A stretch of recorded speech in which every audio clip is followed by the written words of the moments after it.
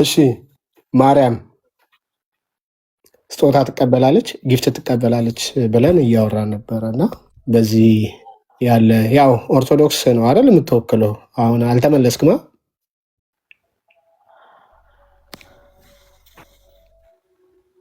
ማርያም ጊፍት ትቀበላለች። ጊፍት ወይም ደግሞ ስጦታ ማለት ነው ትቀበላለች። በኦርቶዶክስ ቤተ እምነት አስተምሮ ከምን አንጻር እንዳልከው አላወኩም እኔ። ጊፍት ትቀበላለች ምናምን፣ ጊፍት ደግሞ እዚህ በዛ ጊፍቱ ይሄኛው እንዳይሆን እንጂ እንኳን ማርያም እኛም እንቀበላለን ልትል አይደለም። አይ ጊፍት ስትል እኔ ይኸውልህ አንድ ነገር ዋናው ነገር አንዴ እንዳላሳስትህ ሳታውቀው እንዳላሳስትህ እኔ አሁን አንዴ ቆይ፣ ማን ነበረ እውነተኛ ስምህ? ከይቅርታ ጋር ይኸውልህ እኔ መልካሙ ነኝ። መልካሙ አንዴ ቪዲዮ ላሳየህና አንድ ጊዜ ቆይ፣ እኔ የእንትኔን ልንገርህ። ኖ ባልተረዳኸው ነገር እንዳትቀጥል ነው።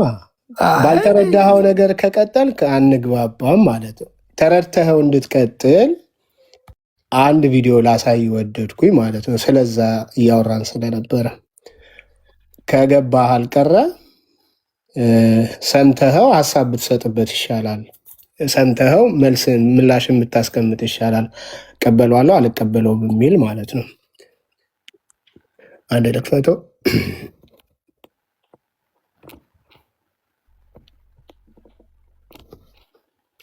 አካስ የምትገኝ ሶላ ነው። በጣም ይገርማል። አባስጌ ድንግል እንዴት ጊፍት እኮ እመቤታችን ትፈልጋለች ታውቃላችሁ? አታውቁም? አንድ አይሁዳዊ በጦር በወጋት ጊዜ ከጉንጯ ደም ጠብ ጠብ ጠብ አለ ብሎ ተናገረ። ይቺ ስዕል የት እንዳለች ታውቃላችሁ? እንገራችሁ። የታለች መሰላችሁ? ግሪክ አቶስ የምትገኝ ስዕሏ ነው። በጣም ይገርማል። አባስጌ ድንግል እንዴት እንዳነሳት አንዲት ሴት ሉቃስ የሳላት ስዕልን ቤቷ አድርጋ እንደውም የተፈጸመውን ተአምሮ ነግራችሁ ፈልጌ ነው። ሀገራችን ኢትዮጵያ በጣም የሚያስደንቅ ተአምር ነው ነግራችሁ እና ከኔ ጋር ናችሁ? አዎ። እና አንዲት ሴት ቤት ነበረች። እቺ ስዕል ያቺ ሴት ሻማ እያበራች አበባ እያደረገችላት ታከብራት ነበረ። ለድንግል ማርያም ምን ስጦታ አላችሁ? ጊፍት እኮ እመቤታችን ትፈልጋለች ታውቃለህ? እሺ ይሄ ነው ትምህርቱ። እመቤታችን ጊፍት ትፈልጋለች፣ ለድንግል ማርያም ስጦታ ምን አላችሁ? ስጦታን ትቀበላለች የሚል እንደዚህ አይነት የማልቀበላቸው ብዙ ነገሮች ስላሉ ባጭሩ አትቀበለውም። የሰውየው ሀሳብ ነው፣ አልቀበለውም። እንደዚህ የሰውየው ሀሳብ ነው። እሱ ብቻ አይደለም፣ እኔ ብዙ ነገሮች አሁን ምን ላወራክ ነው? አይ እኔ ባለፈው አሁን በእንደዚህ አይነት ቪዲዮ ስለምሰራ ብዙ ጊዜ ተቋሙ እኔን የሚቃወሙኝ በእንደዚህ አይነት ነው። አባቶችን ምናምን ትቃወማለህ ይሉኛል። ማለት የእግዚአብሔር ቃል ባልሆኑ ነገሮች ላይ የማልደራደር ሰው ስለሆንኩኝ ይህ ብዙ እንትን አያስብለኝም።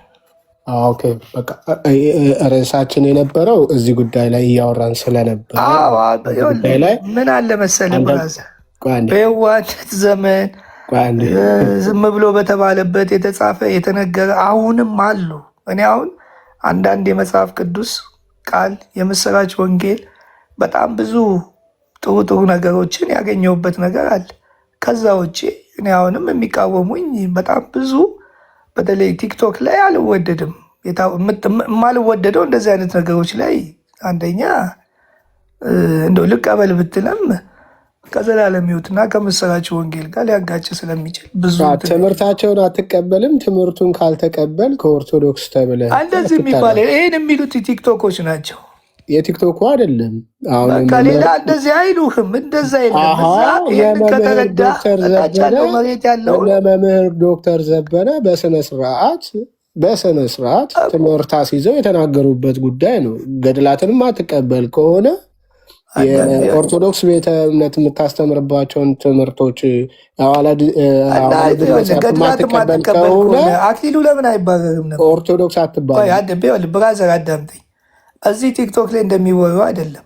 ገድላትን የማይቀበል ከሆነ እንኳን አይደለም አክሊሉ ቀሲስ ዲበኩሉ የፈለግኩትን እቀበላለሁ አልቀበልም። አልተባረሩም፣ እንትን አልተባሉ። እዚህ እንዲህ ትላለህ ምናምን የሚሉ ሰዎች ስላሉ ነው። ዋናው ነገር እኔ አንዳንድ እውነታዎች አሉ። ከዛ ውጭ አክሊሉም አልተባረረም፣ ቀሲስ ድርጎዲ በኩሉም አልተባረሩ አሉ። አንቀበልም ብለው አሉ። አሁን የኦርቶዶክስ እንደ አንድ ኦርቶዶክሳዊነት ደግሞ የኦርቶዶክስ ቤተ እምነት ዋናው ማለት ነው ሲኖዶሱ ገድላትን አንቀበልም ብሎ ያወጣው መግለጫ የለም አለ እኮ። ይኸውልህ አሁን ምን አለ መሰለህ አለ ወይ ቅድም እንዳልኩህ ገድላትን ያልተቀበለ ይኸውልህ እኔ ለምሳሌ አንዳንድ ነገሮች አሉ። አሁን አንዳንዴም ኤርሚያስ የሚያነሳቸውን የሆኑ ሰዎችም የሚያነሷቸው ውስጥ የሚወሩ ከጊዜ በኋላ ስንት ሺህ ዘመን ያሳለፈ ነገር ምን እናድርገው የሚሉ አሉ። ለምን መሰለ መቼም ቢሆን እንደዚህ ፊት ለፊት ያሉ ሰዎች መምህር ሆነው ከተመደቡ እኔን ማንም ሰው አልቀበልም አሁን ብል ራሱ ማንም ሰው እኔን እንትን ሊለኝ አይችልም። እኔን እቃወማለሁ ብሎ ካለ እዛ ጋ ያለውን በሙሉ ጠራርገው ያስወጡ። ቀሲስ በኩሉም አሉ፣ አኬም አለ። አንቀበልም ብለዋል እነሱ እኔ ለዛውም በመጽሐፍ ቅዱስ እውነት ነው። በመጽሐፍ ቅዱስ እውነት አሁን ሰሞኑ ብዙ ጥሩ ነገሮችን ጀምሬያለሁ። ከዛ የተነሳ እየደረሰብኝ ያለውን ነገር አውቃለሁ። ያው ስም ይለጥፉልሃል፣ አንተ ታድሶ ነህ ፔንቴ ነህ ምናምን፣ እሱ እኔ አይቸግረኝም። እኔ ያሳለፍኳቸው የኦርቶዶክስ ልኳ ወይ መለኪያው ምንድን ነው ታዲያ? በቃ እነዚህ አሁን ይኸውልህ በቃ መለኪያው የቤተ እምነቱ አቋም መከበር አለበት። ቤተ እምነቱ አቋም ገድላትና ድርሳናትን የማይቀበል ኦርቶዶክስ አይደለም። ከመናፍቅ በምን ይለያል አልተባለም። ሄደ እዛ ብትሄድ ደግሞ እንደዚህ አይነት ነገሮች ማን ያለው ነው የምትባለው? ማን ያለው ነው የምትባለው? መሬቱ ላይ ይኸውልህ ውስጡ ድሮ ይኸውልህ መሰለህ የኦርቶዶክስ ቤተ እምነትማ ተቀብላ ታስተምርበታለች እኮ ታምረ ማርያምንም ውስጥ ብዙ ነገሮች አሉ። እኔ እንደውም እኮ ያን ጊዜ ነው እኔ እኮ አባቴም እኮ ውስጥ ብዙ ነገሮች አሉ። አባቴም እኮ የልዩነት ነው ክርስቲያኑ እኔ ወደ ኦርቶዶክስ ለመጣ ብትለኝ 3 ነገሮችን አግኝቻለሁ። የምስራችን ወንጌል ከእናንተ ጋር ማውራት እችላለሁ፣ መወያየት እችላለሁ። ፕሮቴስታንት ከሚለው በላይ የምስራች ወንጌል እዚህ ያገኘሁት አለ። የመጽሐፍ ቅዱስ ትምህርት አለ። የቤተ ክርስቲያን እውነታዎች አሉ። በተለይ አሁን ዶግማዎቹ አሁን እኮ የምናወራው ያንተን አይደለም። ለዚህ ነው ይኸውልህ ገድላት ላይ ለምሳሌ ገድል እኮ ምን ፕሮቴስታንትም እኮ የሰዎች የአርበኞች የገድል ምናምን ተብሎ እንግዲህ በኢትዮጵያ ከነጋሶ ጊዳዶ አባት ጀምሮ የተጻፉ ነገሮችም እኮ አሉ። አምጣልን እስኪ ማስረጃ። የነጋሶ ጊዳዶ አባት መጽሐፋቸውን ሂድና አንብቦ ገድል የሚገርም ነው። ቤተክርስቲያን ውስጥ ኃይለ ሥላሴ ጀምሮ የከፈሉት ቤተክርስቲያን ውስጥ ትምህርት የሚሰጥበት ቤተክርስቲያን ተቀብለው ተቀምጦ ያነበብኩት ቤተክርስቲያን ውስጥ አንድ ያነበብኩት። ለምን አታመጣልን? አሁን ማምጣታችን ማሳየታችን በለው። አሁን ለምን አታመጣም አለ። ከፈለግ እዚህ ጋርም ሌላም አለ። የፈለግኩት ነገር እኮ ማስረጃ ካለ በማስረጃው ለምን የትኛው ቤተክርስቲያን መጽሐፍት አለ በኢትዮጵያ ደረጃ? አሁን ደግሞ ብርቅዬ የወንጌል አርበኞች የሚል አለ ደግሞ ከሉተርን በፊት እና ከሉተርን በኋላ 20 እነዚህ ከ1000 በላይ እኮ መካንትን ሄደ ፒያሳ ብትሄድ ሞልቷል። ከመጽሐፉ ጋር አንድም ቦታ ሄደ አታመጣልንም። እኛ አሁን መጽሐፍ ላሳይ ብርቅዬ የወንጌል አርበኞች እየነገርኩ ያለሁት ወይም አርበኛ ማለት ተጋዳይ አይደለም። ለምን አፍላፍ ታወራለህ? ለምን አትደ እኮ ላውራው ላምጣልህ ወይ ላሳይህ?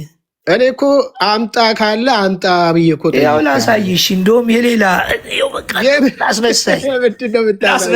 እሺ አስነሳኝ። ቴንክ ዩ ወንጌል አማኝ ተቀብሎት ገድልም ማለት ነው ወይ የእንትናን የስም ጠቅሳል አይደለ? የእሳቸውን ይኸው ከነ ሉተርን ጀምሮ ያለ ሌላ ማሳያለሁ። በቃ እሺ እንደ ሌሎቹ እንዳሉቱ ልትል ነው? ሽንት ቤት ቁጭ ብሎ የጻፈው ልትል ነው? ልትለን ነው? ወንድማችን አሰለቸን። በቃ እንግዲህ አሳየኝ ካለ ላሳይክ። እሱ እኮ አሰለቸን ማየት አይደለ እንዴ? እኔ ምልክ አንዴ ስማና አሳየኝ። የወንጌል አማኝ እምነት ተቀብሎት በትምህርት ደረጃ ልክ እንደ አንተ እንደ አውደ ምሕረት እንደ ተአምረ ማርያም ላይ አውደ ምሕረት ላይ እንደሚነገረው እንደሚማሩት እንደዛ ተቀብለ ነው ከመጽሐፍ ቅዱስ ውጭ የሆነ መጽሐፍ እሱን ካለ ነው አሳየኝ የሚል በሉተር ስም የተጻፈ ወይ ደግሞ በሆነ ወንጌል አማኝ ተብሎ በተጠቀሰ ስም የተጻፈን መጽሐፍ አሳየኝ እያልኩ አይደለም የምንማርበት የዶክተር ነጋሶ ጊዳዳን አባት ብሏል። ያምጣው ባዮግራፊያቸው የተጻፈውን ታሪክ መጽሐፋቸው የህይወት ታሪካቸው የተጻፈበት አለ። በጣም ብዙ እና አባባ ኪዳኑ ሳይጻፍ አይቀርም ሊጻፍ ይችላል። ትልልቅ አባቶች ስለሆኑ ማለት ነው። ያምጣና በኦርቶዶክስ ቤተክርስቲያን እንደተጻፈው ነው ብሎ ካለ ትልቁ ላይ ላድርገው። ኦኬ ትልቁ ላይ ማን ነው? ትልቁ ላይ አድርጊው ሜርሲ ያሳይ። ካሜራውን ከፍቶ ያሳየን እና በኦርቶዶክስ እኔም ስከፍት ትልቅ በንጽጽሮች ያሳየናል ማለት ነው። ትልቁ ላይ አድርጊው ከፈተው። መልካም መቃብራቸውን የሳመ ገድላቸውን የጻፈ ያጻፈ የደጎሰ ያስደጎሰ ብሎ የሚል ካለ እስከዚህ ናህል ትውልድ እምርላችኋለሁ ብሎ የሚል በእኛ የተጻፈ አንድ የቤተክርስቲያን አባት ጠርታ አምጣ። ያው ትልቁ ላይ አድርገናል። ጋይድ እሺ የወንጌል አርበኞች ሜርሲ ጽሁፉን ዘራ አድርጊለት። እሺ በማን የተጻፈው?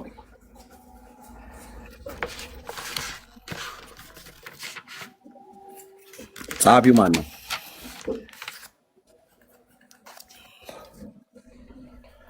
እሺ እየሰማነው። ጸሐፊው ማን ነው? ኢዮብ ገብረ ኪዳን።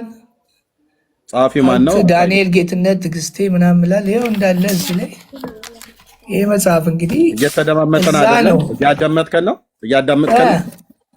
ጽሁፉን ከመጀመሪያ ያሳየን። ማን የጻፈው? በኢዮብ ገብረ ኪዳን የተጻፈ ትርጉም ነው። ደግሞ ከፍ አድርገው ትርጉም ነው። ይኸው ከፍ አድርገው ማለት ኢዮብ ገብረ ኪዳን የሚለውን ስም አሳየን።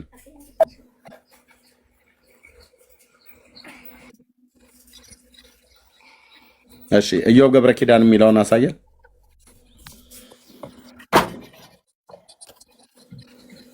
አታንቀሳቅሰው፣ በጣም ሼክ አታድርገው። እሺ ገብረ እግዚአብሔር ነው ገብረ ኪዳን እንደሚለው። እሺ ኢዮብ ገብረ እግዚአብሔር ነው ገብረ ኪዳን የሚለው። አንተ ገብረ ኪዳን ነው ያልከኝ።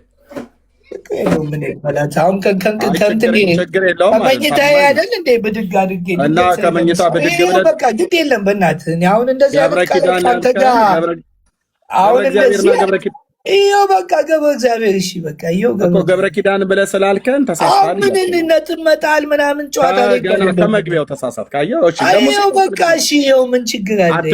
አትጩ እኔ አልጮህም። አንተ ስላልክ ከእንቅልፉ የነቃ ሰው እንደዚህ አይጮህም። አየህ ፊደል አታውቅም ግን ትጮሃለህ። ኦኬ አሁን ምንድን ነው አሁን ደግመህ አሁን ቀጥለህ አንብበው፣ ገልብጠውና አንብበው። ይኸው እሺ ብቅዬ የወንጌል አርበኞች። እሺ ከፍ አድርገው ጽሁፉን ታርሞና ሀሳብ የታከለበት በድጋሚ ታተመ ይላል። ያው ብዥ ይላል ባታንቀሳቅሰው። ኢዮብ ገብረ እግዚአብሔር። እሺ ቀጥል።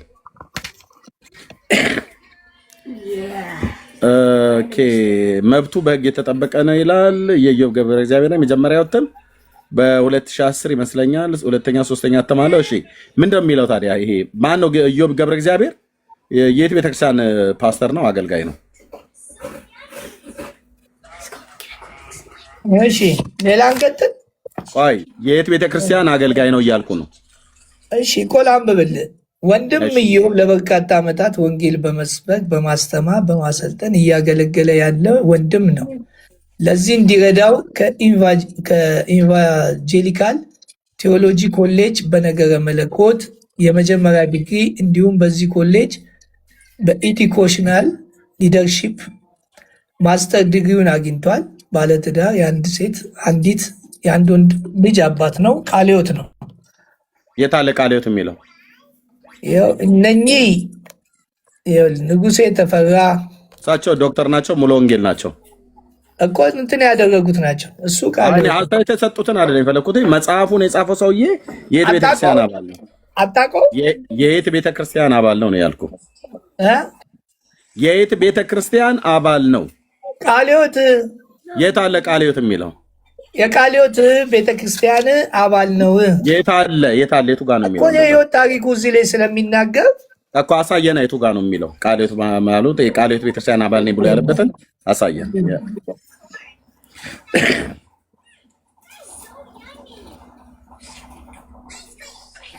ስለዚህ ምን አልቀበለውም ነው? አምጣ። ቃልዮት ቤተክርስቲያን አባል አልቀበለውም ነው። እነዚህን አትቀበላቸው። አትጩህ። የቃልዮት አትቀበላቸው። እሺ፣ ሚዩት አድርጌሃለሁ። የቃልዮት ቤተክርስቲያን አባል ነው ብለሃል። ኢዮብ ገብረ እግዚአብሔር የሚባለው አምጣ። ጩኸቱን ቶ እዚህ በመረጃ የሚወራበት ቤት ነው። ማይክን ክፈተው። እኔ ነኝ ሚዩት ያደረኩ የነበረው። የቃልዮት ቤተክርስቲያን አባል ለመሆኑ የሚያሳይ ጽሑፉን አምጣው።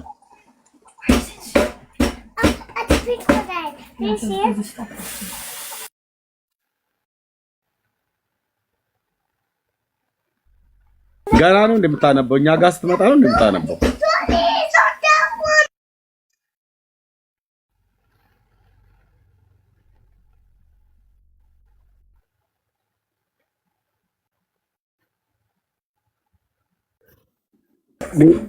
ሰውየው ገና እያጠና ነው ወገኖች።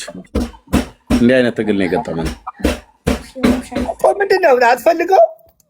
የት አለ የቃልዮት ቤተክርስቲያን አባል እኮ እንዳነበው ጊዜ ካልሰጠኝ ምን ላድርግ? እንግዲህ እኛ ጋር መተን እንደምታነበው ታዲያ አሁን ነው የጠየቀኝ እኮ። አሁን ቤት ቁጭ ብለህ አንብብ።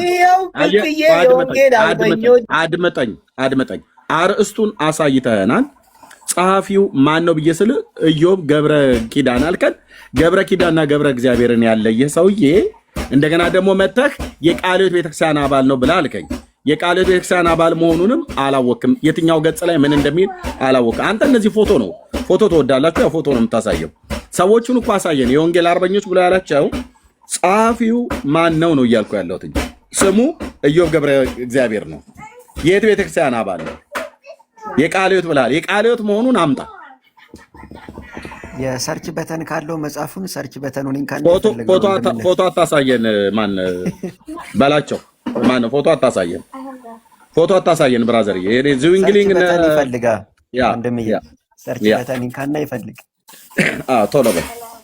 የቃልዮት ቤተክርስቲያን አባል ለመሆኑ ጸሐፊው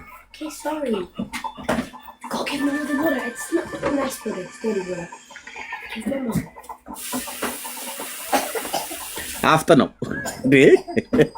አፍጥ ነው እንጂ እናንተም ጋር ገድል ትቀበላላችሁ ስትላል ነበር እንዴ? ባዮግራፊ አባቶች ይጻፋል። ባለፉት ትውልዶች የነበሩ የሉተር ባዮግራፊ አለ፣ እነ ጆን ካልቪን አለ፣ የሌሎች እነዚህ እንግሊዝ ብዙ አሁን በእኛም ዘመን ላይ ያሉ በቅርብ የምናውቃቸው የነበሩ ወደ ጌታ የሄዱ የህይወት ታሪካቸው ሊጻፍ ይችላል። መጽሐፍ ማለት ቤተሰቦቻቸው፣ ልጆቻቸው ቤተክርስቲያን ልታጽፈው ትችላለች። ግን የፈለገ ቢመጣ እዚህኛ ቤት ወንጌላውያኑ ጋር የፓስተር እንትና ትውልዳቸው በወለጋ ክፍለ ሀገር ነበር። አባታቸው እንትና ይባላሉ፣ እናታቸው ወይዘሮ እንትና ትባላለች። እና እሳቸው በተወለዱ ቀን ጨረቃ ለሁለት ተገመሰች፣ ታምራት ሆነ በሰማይ በምድር ደግሞ ውሆች ወተት ሆኑ ብሎ የሚል እንዲህ አይነት እንቶ ፈንቶ በኦርቶዶክስ ያለ አርቲ ቡርቲ እኛ ጋር የለም። ጨረቃ መገመስ አይደለም ለምን ዳንስ አትደንስም?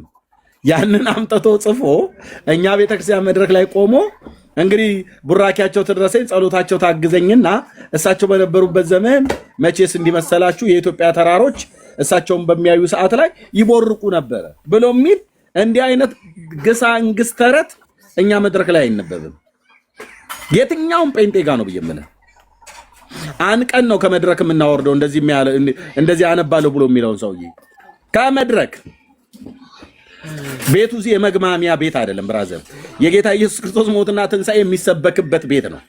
የአብና የወልድ የመንፈስ ቅዱስ የአምላካችን የእግዚአብሔር ምሕረት፣ ቸርነት፣ በጎነት፣ ዘላለማዊ ፍቅሩ፣ የጸጋው ባለጠግነት የሚሰበክበት ቤት እንጂ የና አቶ ጦና የና አቡነ መገርሳ የና አቶ ደመላሽ የህይወት ታሪክ ከተነበበ በኋላ በሉ እንግዲህ በእነዚህ አባቶች መቃብር እመኑ፣ መቃብራቸውን ስታምኑ ትውልዳችሁ ይድናል የሚል ነገር የለም። ስለዚህ የቃለ ሕይወት ቤተክርስቲያን አባል ነው ብሎ ያለው ሰውዬው ውሸቱን ነው ማለት ነው። አቶ መልካሙ ገብቶ ይዋሻል። ያው ገና ከመጋረጃ ወጣ። መሯሯጥ ነው እንግዲህ የተያዘው ማለት ነው።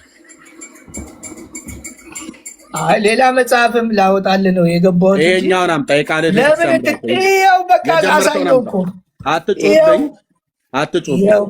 የቃል ቤተክርስቲያን አባል መሆኑን የሚያሳየውን አምጣ። ይኸው እንዳለ እየመሰከሩለት አምጣው። የት አለ ነው ያልኩህ? መስካሪዎቹን አይደለም የፈለግኩትኝ። የኢትዮጵያ ቃለ ሕይወት ቤተክርስቲያን ምክትል ጸሐፊ ወንድም ያለ እኔን የሚዩት ያደረኩ መጽሐፉ ላይ አስተያየት የሰጡ ሰዎችን ስማቸውን ብጠራ ብቻ የት ቤተክርስቲያን አባላት እንደሆኑ እናውቃቸዋለን። የምናውቃቸው አባቶችም ስለሆኑ ማለት ነው። ቀደማውን የሙሉ ወንጌሉን ቤተክርስቲያን ዶክተሩን ጠራ። እኛ መጽሐፉ ላይ አስተያየት የሰጡ ሰዎች የየት ቤተክርስቲያን አባል ናቸው እነማን ናቸው አይደለም የጠየቅነው። መጽሐፉን የጻፈው ሰውዬ ወይ ደግሞ የተረጎመው ሰውዬ የት ቤተክርስቲያን አባል ነው ያለ። ቃለ ሕይወት ብለኸኛል። የቃለ ሕይወቱን አምጣው። እንዲህ ነው ፊታችን አትቆሙም ብለን የምንላችሁ ለዚህ ነው። በል እንግዲህ ቁጭ በልና እኔ ያርኩ አሁን ነገረኝ። እኔ ያርኩ አሁን ነገረኝ። የቤተ ክርስቲያናችን አባል በጣም እስኪደንቁ እየነገሩለት ነው። ማን ነው ያለው? የተጻፈ አለ። አንተ ደግሞ ስለምታጣድፈኝ አንድ እኔ እንትን እላለሁ። ይኸው ሁሉ የእሱ የቤተ ክርስቲያን በደንብ መስከረውለት እነዚህ ሁሉ ታውቃለህ። አንተ የቃለ ሕይወት ቤተክርስቲያን አባል መሆኑን ሳታውቅም ውስጡን እንዳልል እኮ ጊዜ ይሄንን አንዴ እስክሪንሹት አድርግን። አትጮህብኝ። ውስጡን ካነበብከው ውስጡን ያነበበ ሰው የትኛው ገጽ ላይ የትኛው ክፍል ላይ እንዳለ ይነግራል። እኔ አሁን አንድ ገድል ባነሳ እዚህ አንድ ማዕት መጽሐፍቶቻችሁ አለ የእናንተ የኦርቶዶክስ ማለት ነው። አንዱን መጽሐፍ ባነሳው ያ ግለሰብ የት ሀገር እንደተወለደ ቤተክርስቲያኒቱ እዛው ጋር ስለጻፈች እናቱ ማን እንደምትባል አባቱ ማን እንደሚባል ምን ተጋድሎ እንዳደረገ ስለተጻፈ በገጽ በምዕራፍ ስላነበብኩት ቦታ ስለያዝኩኝ የት ቤተክርስቲያን ነው በየትኛው ገዳም ነው የታተመው ማን ነው የሚባለው ይሄ ጻድቅ ሰው የት አካባቢ ነው የተወለደው ብላ ቤተክርስቲያን ትላለች ብሎ የሚለውን በመረጃ ነው የማመጣልህ ሳትጠይቀኝ ማለት ነው። አንተ የቃለ ሕይወት ቤተክርስቲያን አባል ነው ብለህ አልክ። ሰውዬው ቃለ ሕይወት ቤተክርስቲያን አባል አይደለም። አስተያየት ሰጪ ወገኖችን ነው ለዝላለ ሁለት በሉ ያዙ። ቅድም ገብረ ኪዳና ገብረ እግዚአብሔርን ተምታታበት። አሁን ደግሞ የቃለ ሕይወት ቤተክርስቲያን አባል ነው አላገኘም። ሁለት እሺ፣ ግለጥና ውስጡ በዚህ መጽሐፍ እመኑ፣ በእነዚህ ሰዎች እመኑ፣ በእነዚህ ሰዎች መቃብር ሳሙ፣ የእነዚህን ሰዎች ፎቶ ይኸው እዚህ ፊት ለፊት የምታሳየውን ይህንን ስላድኖ አድርጋችሁ ብታስገቡት በእውነት የዚህ ወንጌልን ፎቶ ለፈውስ ጥሩ ነው፣ የማርቲን ሉተር ደግሞ ለበረከት ደግ ነው ብለን እኛ ወንጌላውያን አማኞች የጻፍንበትና እሱ የጻፈበትን ቦታ አምጣው። አዎ የወንጌል አርበኞች ናቸው፣ ወንጌል የሰበኩ በዘመናቸው። ፎቶ አታሳየኝ ብራዘር፣ የፎቶን እኮ አየን። እነዚህን ፎቶዎች በየቤታችሁ ስቀሉ። ፎቶቹ ይደንሳሉ፣ ይጨፍራሉ፣ ደም ያፈሳሉ፣ ወዝ ያፈልቃሉ፣ ዘይት ያፈሳሉ ምናምን ነገር ብሎ ያለው እና ልክ እናንተ እንደምታረጉት እኛም እንደዛ እንድናረግ እነዚህ ጋር እዚህ ጋር በምታያቸው የወንጌል አርበኞች ተብለው በተባሉ የቤተክርስቲያን አባቶች አይ ቲንክ ወንጌላዊ ቤሊ ግርሃንምን ያየሁት መሰለኝ ፎቶቸውን ከታች። አዎ በጣም ችግር የለም። ቦንኬም ይኖራል አይደል? ቦንኬም አለ፣ ከሉተርንም በፊት አሉ። በቃ ቴንኪው። ስለዚህ እነዚህ በሙሉ የምንቀበላቸው ችግር የለም። ካትሪክ ኩልማን ሁሉም አሉ። ጥቁር እንደውም ሳሙኤል እንግዲህ የመጀመሪያው ሳሙኤልም አለ። በሙሉ የምንቀበላቸው የወንጌል አርበኞች ናቸው። ኦኬ እነዚህን ፎቶ በግድግዳው የሰቀለ የሳመ የተሳለመ በስማቸው መጽሐፍ የጻፈ ያጻፈ የደጎሰ ያስደጎሰ በስማቸው ለተሰራ ቤተክርስቲያን ህንፃ ቤተክርስቲያን ጧፍ ዘቢብ ዣንጥላ የሰጠ በእውነት ምሬ ምርልሻለሁ ስማቸውን በሕይወት መጽሐፍ ጽፌ እጽፋለሁ ብሎ እንደሚል እንደናንተ አይነት ቀልድ የተጻፈ ካለ አምጣ። ከመጽሐፉ ላይ ገጽ ምዕራፍ ቁጥር ንገረን። ቶሎ በላፍጥ ነው ያኔ ተቀበላችኋል ብለህ ትለናለህ ማለት ነው። ቶሎ በላፍጥ ነው ገድል እናንተ ጋም አለ። የህይወት ታሪክ ነው። አሁን ከማን ጋር ነው? የህይወት ታሪክ ላይ ጻፍ ነው እንዴ? የህይወት ታሪክ ላይ ጻፍ ነው ከሱ ጋር የህይወት ታሪክ ላይ አድምጠኝ። የህይወት ታሪካቸው ላይ ጻፍ ነው እንዴ? ብራዘር ወንድማችን እኮ ቦንኬ በቅርብ ነው የሞተው። መጥቶ ኢትዮጵያ ድረስ ያገለግል የነበረ ሰው ነው ወንጌላዊ ቦንኬ። ወንድማችን ወንጌላዊ ቤሊ ግርሃም አሁን በቅርብ ነው ያረፉት። በልጃቸው የተጀመረ የወንጌል ስብከት በባለፈው የጀማ ስብከት ኢትዮጵያ ውስጥ ኮንፈረንስ ተዘጋጅቶ ነበር። የምንቀበላቸው አገልጋዮች ናቸው፣ ሁለቱንም ሌሎቹንም ጭምር ማለት ነው። እኛ ወንጌላውያን አማኞች የምንቀበላቸው እግዚአብሔር በእነሱ ትልልቅ ስራ የሰራ ሰዎች ናቸው። አሁን በቤሊ ግርሃም እመኑ ብላለች ወይ? የኛ ወንጌላውያን አማኞች አምጣ ከውጭ እስከ ሀገር ድረስ እመኑ፣ የእሱን መቃብር ሳሙ፣ የእሱን መቃብር ተሳሳሙ።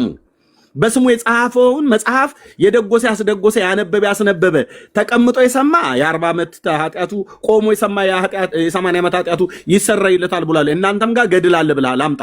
ባዮግራፊያቸው ላይ ጻፍ ነው? ይጻፋል እንጂ ይጻፋል። ባዮግራፊ የማንም ሰው ይጻፋል።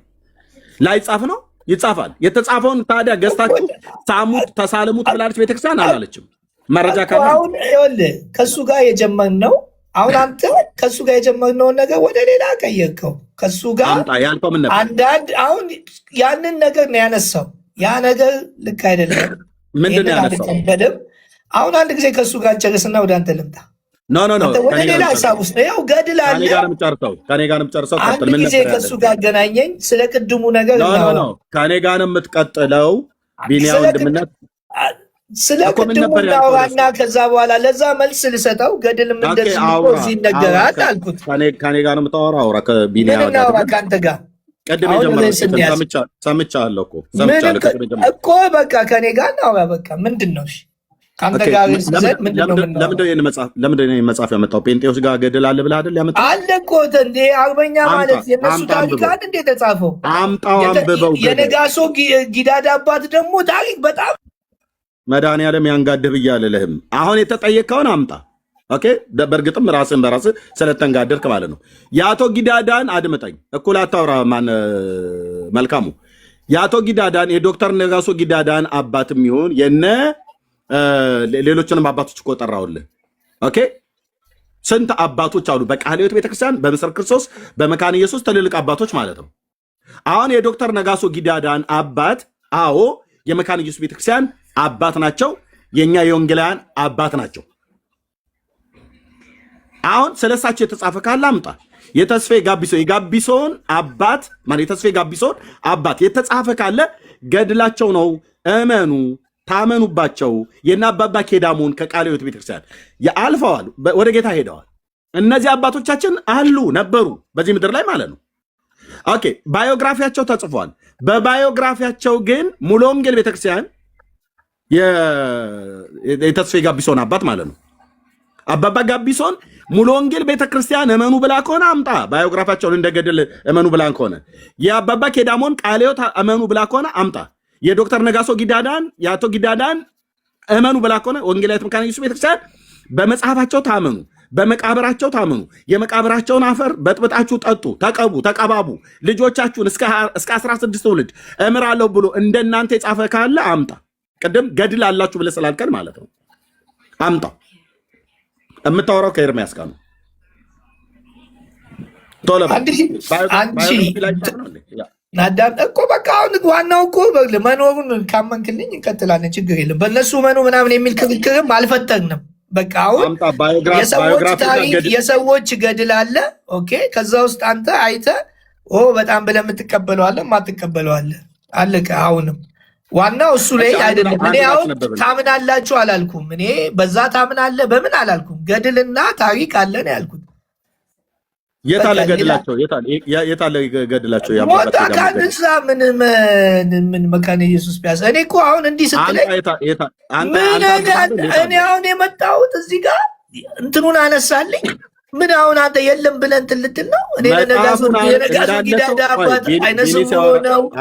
እኔ እሱን ይኸውልህ ገድልና ተአምር አንተ ጋር ብቻ ሳይሆን የትም ዓለም ዓለማዊ እንትንም አለ።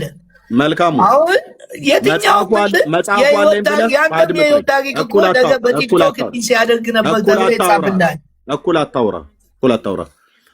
መጽሐፉ አለኝ አልከን። ከቢኒያ ወንድምናት ከስታወራ እኮ እየሰማው ነበር። አድምጠኝ አልኩህ። የነጋሶ ጊዳዶን መጽሐፍ አንብቤ እሺ፣ እኔ ሚዩት ያደረኩ እንግዲህ ሚዩት አድርጌ እንድቀጠል ክፍል። ምክንያቱም ስራ ጠብቀህ ብታወራ ደስ ይለናል። አለኝ አልክ መጽሐፍ። ቅድም ሲጠይቅህ እሱ ስለ ማርያም ሲጠይቀን ይሄንን አላምነውም አልቀበልም ብላልክ። ሶሪ ግን ሚዩት ስላደረኩ ተደማምጠህ ብታወራ ደስ ይለኝ ነበር። እኔ ካወራው በኋላ አንተም የፈለግከውን ደቂቃ ወስደህ አውራ። ስታወራ ግን በመረጃ አውራ፣ በጠላቻነት ላይ አታውራ። እኛ የወንጌላውያን አማኞች የማንንም ግለሰብ ገድል ወይ ባዮግራፊ የምናምን ፎቶቸውን የምንስም የምንሳለም መቃብራቸውን የምንተሻሽ እንደናንተ መቃብራቸው ላይ ሄደን የምናድር የመቃብራቸውን አፈር እየበጠበጥን የምንጠጣ ከአጽማቸው ጋር የምንተሻሽ አይደለንም እንደናንተ እንደ ኦርቶዶክሳን። እናንተ ግን ከአጽም ጋር ተሻሻላችሁ፣ ከደረቅ አጽም ጋር አሳያለሁ። በመጽሐፍም በቪዲዮ ዋሻ ውስጥ አሳያለሁ ነው ማለት ነው ሳሳይ። ኦኬ እናንተ የመቃብር አፈር በጥብጣችሁ እንደምጠጡ እኛ የእነሱን የመቃብር አፈር በጥብጣን አንጠጣም። አዎ አባቶቻችን ነበሩ፣ የወንጌላውያን አማኞች አባቶች ነበሩ። ግማሾቹን በህይወት ደርሰንባቸዋል እንደና አባባ ኬዳሞ አይነቶቹ ማለት ነው። ሌሎቹን ግን ሳንደርስባቸው ሞተዋል፣ ወደ ጌታ ሄደዋል፣ አንቀላፍተዋል። የዶክተር ነጋሶ ጊዳዳን አባት የወንጌላዊት መካነ ኢየሱስ ቤተክርስቲያን እመኑት አለች፣ ተሳለሙት አለች መቃብሩ። እናንተ በገድላችሁ ላይ እንደሚባለው ማለት ነው። ደብረ ሊባኖስ ሄዶ የወደቀ ፍርፋሪ በላ ይጸድቃል ተብሎ እንደተባለ የዶክተር ነጋሶ ጊዳዳ አባት መቃብር ላይ ሄዶ የተሻሸ በእውነት 22 ትውልዱ ይማራል አለች ቤተክርስቲያን? አላለችም፣ አትልምም። ብትልም አንቀበልም። የትኛውንም የወንጌላውያን አማኞች ጥሩ አንቀበልም። አለቅልቀን ነው የምንደፋው። እንዲህ አይነት እንቶ ፈንቶ ቡቱቱና ድርቶ የሚሰበክበት ቤት አይደለም የኛ ቤት። የተሰቀለው የአብ ልጅ የዳዊት ልጅ ኢየሱስ ነው የሚሰበክበት። በመለኮቱ ደግሞ ከአብና ከመንፈስ ቅዱስ ጋር እኩል ስለሆነ የጌታ አምላክነት ምሕረትና ቸርነቱ ነው የሚሰበክበት። ስለዚህ ጴንጤዎች ገድል ያምናሉ ብለህ መተህ ደግሞ የምታወራው ጴንጤዎች ጋር ነው፣ እኛ ጋር ነው መተህ የምታወራው። ግባባው ማለት በቃ አትፈልግም ማለት ነው። ማለት ሰዎች መጥተው እንትን ማለት አትፈልግም። እኔ አሁን ጴንጤዎች ገድል ያምናሉ እንደዚህ ምናምን አልኩኝ። አንተ የፈለግከው ቢኒያምን ነበር ያለው ቅድም ከቢኒ ጋር አውራ።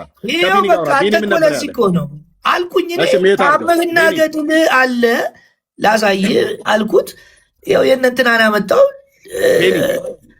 ለምን ምንድን ነው ጥቅም? አሁን ሄድኩኝ እኔ አሁን ጥያቄ ሄዳለሁ። አንድ ጊዜ መጽሐፉ ለምን ነበር እሺ ጥያቄ ሄድኩኝ። ምንድን ነው ጥቅም? ገድል እናንተም ጋር አለ ነው ያልኩት። ገድል ታምናላችሁ? ገድል ታምናላችሁ ብላላ። ከዛ አንጻር እኮ ነው የሄድከው አካሄድ። ገድልና ታምራትም ይኸው አለ እናንተ ጋር አለ ማለት ልክ እንደናንተ እንደ ኦርቶዶክሱ ማለት ነው። አሁን እንደዚህ አይነት እኔ ለምን እንደሆነ ታውቃለህ? በብዙ ነገር ለማየት ከመጣው አወያይ ሀሳባችሁን ይኸውልህ። አንድ ሰው እዚህ ስመጣ ማንንም ወክዬ አይደለም የምመጣው። እኔ አሁንም ኦርቶዶክስን ምናምን ወክለ ምናምን የሚባል ነገር እኔ አይደለም። እንደዚህ አይነት ጨዋታ የእነሱና የአንተ ችግር ነው። ተወክላላ እኔ አያገባኝም። እኔ እነሱ ታችም የሆነ ነገር ጉዳይ አይደለም ያወራነው። ተወክላላ የእግዚአብሔርን ቃል አንድ ሰው ገድላትና ድርሳናትን የማይቀበል ከሆነ ገድላትና ድርሳናትን ካልተቀበለ ኦርቶዶክሳዊ ተብሎ ሊጠራ አይችልም። ኦርቶዶክሳዊም አይደለም። ማን ያለው ይሄንን? ማን ያለው ይለኛል እንዴ? ኦርቶዶክስ ነው ያለው። ይኸው እንግዲህ ታዲያ ለምን አልተባረሩም? የምናውቃቸው እዚሁ ቲክቶክ ላይ የምናውቃቸው ለምንድን ነው የማይባረሩት? አንቀበልም ብለዋል። አንተ አልቀበልም ስላልክ አንተው መድረክ አውደ ምሕረት ይሰጥሃል። የምኑን አልቀበልም እንዴ? ያው ተሰጣቸው እኮ። ቀሲስ እኮ አሜሪካን ሀገር ብቻ ሳይሆን እዚህ የሚያገር ያሉ የሚያስተዳድሩ ናቸው። አልቀበልም ብለው እሳቸው ራሳቸው የሚመሩት ቤተክርስቲያን ያለው ምን አዳምጠኝ። እኔ እሳቸው እንደፈለጉ ነው የሚያደርጉት። አሁን ወደ እሳቸው የሚያካሄዱት ለምሳሌ አንተ አሁን ይኸውልህ፣ ቆይ ወንድም ከርዕስ እየወጣ ነው። ልታሳየው የዶክተር ነጋሶ ጊዳዳ ልጅ የጻፈው አለ ገድል እናንተም ጋር አለ የሚል ስላልክ ገድል መኖሩ ብቻ ሳይሆን በቤተ ክርስቲያን ደረጃ የምንማርበት ትምህርት የሚሰጥበት፣ እናንተ ጋር እኮ ትምህርት ይሰጥበታል፣ ሰው ይቀበለዋል። ቅድም አሁን ኤርሚ ብዙ ሄዱበታል። አሁን አልፋ ካልሆነ በስተቀር ማለት ምን ተምረሃል? ቴዎሎጂ አልተማርኩም። ካልተማርክ ሁሉ ብዙ ታሪክ እንደውም አብዛኛው የምትማረው የሰዎች ታሪክ ነው። በቤተ ክርስቲያን የት የምትማረው ቴዎሎጂ የምትማራቸው በጠቅላላ እና አሁን አንድ ወንጌል አማኝ ታሪክና አንድ ወንጌል አማኝ ለመባል ቴዎሎጂ መማር ግዴታ አለበት? እኔ እኮ ስላልከኝ ነው እኮ። የለም አይሰጥም ስላልክ እኮ ነው። አብዛኛው የሰዎች ታሪክ ቴዎሎጂ መማር አንድ ወንጌል አማኝ ተብሎ ለመጠራት ቴዎሎጂ መማር ግዴታው ነው። እኔ ይህንንም እኮ እንትን ማልሰው ነው። ሰዎች የምስራች ቴዎሎጂማ ይማራሉ። አንተ ስላልክ እኮ ነው። ቴዎሎጂ መማር ቢኒ አንተ ስላልክ አንድ ጊዜ ያንተ ታሪክ አንማርም ስላልክ ነው። ታሪክ እዛም ትማራለህ። ታሪክ ማነው አንማርም ያለ ታልከኛ ቤተክርስቲያን ያሰጥም ሲሄድና ቴዎሎጂ ብትሄድ ትልቅ ሰው ነህ እኮ። እኔ የሚዩት ያደረኩትኝ እዚህ ጋር እናብቃና ዋናው የሚያወራው ነገር ካለ መልካሙ። አየህ፣ ተላላጥክ፣ ተገባበጥክ፣ መጽሐፍት አለኝ አልክ፣ አወጣህ። አድመጠኝ። ማን እንደጻፈው እንኳን የሰውየውን ስም እንኳን ገብረ ኪዳንና ገብረ እግዚአብሔርን እንኳን አለየህም። እንኳን ማይክ ከፍተህ አታውራ። ወደ መጽሐፍ ቅዱስ እውነት እንድንመጣ ማለት ነው። ኦኬ። ስለዚህ የድሃ ጸልሳ ሊሆን ይችላል።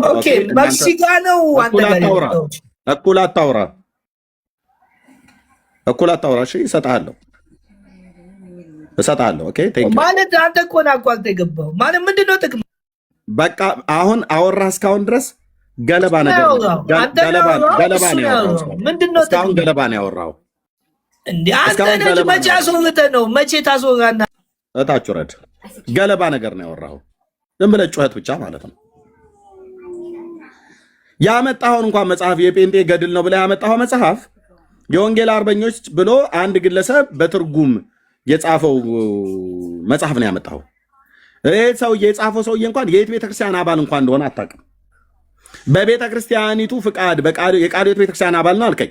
አሳየኝ እንኳን ብዬ ስልህ ጸሐፊው ይህንን መጽሐፍ ተርጓሚው የቃልዮት ቤተክርስቲያን አገልጋይ እንኳን ለመሆን ኤቪደንስ የለህም። ኦኬ፣ በግለሰብ የተተረጎመ ነው ማለት ነው። የውጭ መጽሐፍት ሆኖ ግን በግለሰብ የተተረጎመ ነው።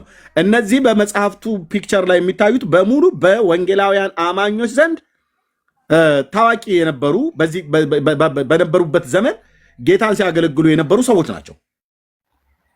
ኦኬ፣ የእነሱን ባዮግራፊ በአንድነት ተሰብስቦ የት እንደተወለዱ፣ እድገታቸው ምን እንደሚመስል እንደነበር፣ እናታቸው አባታቸው፣ አገራቸው የት ነው፣ ጌታን እንዴት እንዳገኙ፣ በእግዚአብሔር መንግስት ውስጥ እንዴት እንዳገለገሉ፣ እግዚአብሔር በጸጋ እንዴት ይጠቀምባቸው እንደነበር፣ በቃ ይሄን የተጻፈው ብራዘርዬ። መጽሐፉን እንኳን ማንበብ አይጠበቅብኝም። ካስፈለገ መጽሐፉን አምጥቼ አነባዋለሁ። በቃ እንዲህ ነው የተጻፈው። ባዮግራፊ ማለት ነው። ታሪካቸው ነው የተጻፈው።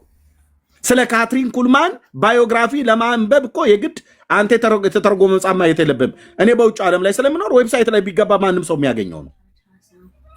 ካትሪን ኩልማን ማን እንደሆነች፣ በስንተኛው ዓመተ ምህረት እንደተነሳች፣ ከስንት እስከ ስንት ዓመተ ምህረት ድረስ እንደ አገለገለች ሁሌ የምሰማው ነው ዩቲዩብ ላይ ማለት ነው። ኦኬ፣ የእሷ መጽሐፍ ግን ገድል ነው ተብሎ በጴንጤ ቸርች ሲነበብ ይታያል። በፍጹም አይነካንም እኮ አልኩ፣ አይነካንም።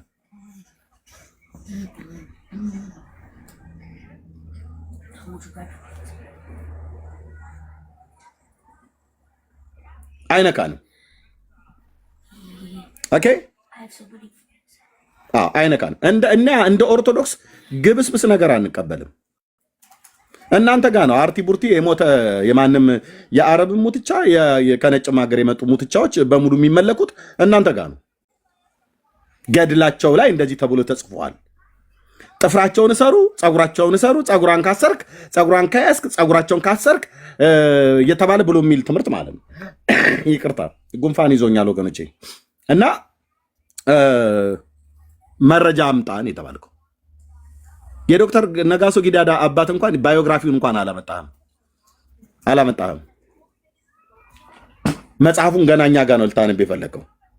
ስለዚህ እንደዚህ ዝም ብሎ ጩኸት ብቻ ማለት ነው። ጩኸት አይሰራም። በመረጃ የሚያወራ ሰው ካለ ይምጣ። የለየልኝ ጴንጤ ነኝ አልኩ። ኦኬ፣ እዚህ ፔንቴኮስታሉ የሚባለው አጠቃላይ ወንጌላውያኑ ጋር የሚባለው ጋር የሰው ባዮግራፊን አንብበን በእውነት በረከታቸው እንዲደርስብን ይህን መጽሐፍ በቤቱ የጻፈ ያስቀመጠ በዋቃው ስራ ያደረገ ሰላቢ አይገባበትም።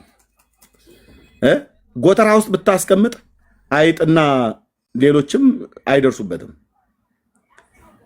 ለሳቸው በተገባላቸው ቃል ኪዳን መሰረት ወረርሽኝ በቤታችን አይገባም የሚባል እንደዚህ አይነት አርቲ ቡርቲ ያልኩ አርቲ ቡርቲ ነገር የለም። ይሄ ቤት በጣም ሰላም ነው ብራዘር። የወንጌል አማኙ ቤት ከተረት የጸዳ ነው። ተረት አወራለሁ ብሎ ቢል አንቀን የምናወርደው እኮ አልኩ። ቤቱ ባለቤት አለው። እናንተ ናችሁ እንሸላሊት ደነሰበት ቤቱን፣ ጉርጥ ጨፈረበት፣ አይጦች ተዝናኑበት። ይሄም የሆነው የእናታችን የወለተ ጊዮርጊስን መታሰቢያዋ ዝክሯ ስለቀረ ነው ብላችሁ ትላላችሁ እንዴ? ቄሶች እኮ ብራዘር ብልጥ ናቸው። እኛ እንደ ኦርቶዶክስ ቄሶች ብልጦች ብንሆን ይሄ ሁሉ ብዙ ፓስተር ቀጫጫ ባልሆነ ነበር። ብዙ አገልጋዮች ቀጫጫ እንደዚህ በአስማት የቆመ ፓስታ ባልመሰልን ነበር ከቅጥነታችን የተነሳ። እናንተ እንደምትጠጡት እኛም መጠጣት እንችል ነበር። ምክንያቱም ለነፍስሽ ነው እየተባለ ማለት ነው። እኛ ጋር በረታ ቢል እኮ የሚመጣልን ኮካኮላ ነው ከአምቦ ዋጋ። መካከለኛ ከሆነ ጆሊ ጁስ፣ ከዛ ካነሰ ግን ውሃ ነው የሚመጣልን። እናንተ ጋር እኮ በረታ ከተባለ የሚመጣው ቀንዶ ነው። የሜክሲኮ አረቄ ከደንበጫ እስከ ደብረ ብርሃን አረቄ። ውስኪው የት ሄዶ ኤርሚያስ? ነገሩ ውስኪው ወደ ጳጳሳቱ ጋር ነው የሚገባው። አሳያለሁ በቪዲዮ። እንዲሁ ዝም ብሎ እነዚህ ወሸከሬ የሆነው ቄስስ ያው ጠላ ምናምን ነገር ነው እያለ መጠጣት ነው።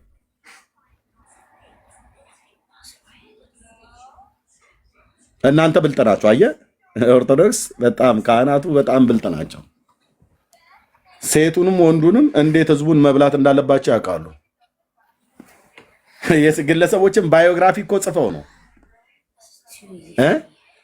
አሁን እንናገር ብለን ብንል በሪቨረንድ ቦንኬ፣ በቤሊ ግራም፣ እነዚህ አሁን ሁለት ወደ ጌታ ስለሄዱ በእነሱ እጅ እንደ ቅርቦቹም ማለት ነው፣ በአካልም ጭምር ስለምናውቃቸው በቅርብ ዓመታቶች ውስጥ የሞቱ በእነሱ እጅ የተደረገ ስብከተ ወንጌል እውነት ለመናገር በዓለም ላይ አለ?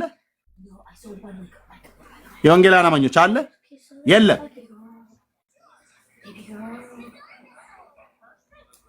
የለም እኮ ነው ብዬ የምልህ። በብዙ ሚሊየንስ ትውልድ በዓለም ዙሪያ ዞረው ሰብከዋል። ሲሰብኩ እርኩሳን መናፍስት በታላቅ ድምፅ እየጮሁ ከሰዎች ላይ ወጥተዋል። ይህም ብቻ አይደለም። በዊልቸርና በክራንች ላይ የሄዱ የነበሩ በጣም ብዙ ሰዎች ተፈውሰዋል።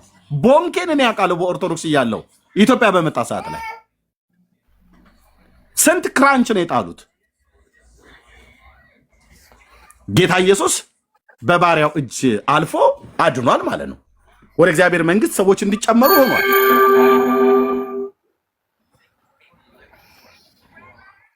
ወደ እግዚአብሔር መንግስት እንዲጨመሩ ሆኗል። እና በእውነት በስመ አብ ወወልድ ወመንፈስ ቅዱስ አሐዱ አምላክ በጀርመን ሀገር የሚኖር በትውልዱ ከዚህኛው ከተማ የሆነ ያው ከተማውን ስለማላውቀው ነው ቦንኬ ጀርመናዊ እንደሆነ አውቃለሁ። ግን በርሊን ይሁን ሌሎቹ ላይ ይሁን አላውቅም። ግን እዚህ ከተማ በተወለደበት ከእናታቸው ከወይዘሮ እንትናና ከአባታቸው ከእንትና ተወለዱ። እኚህ አባት በነበሩበት ዘመን አጋንንትን በተሰጣቸው በቅድስናቸው እንደ ቅጠል ሲያረግፉት ነበር።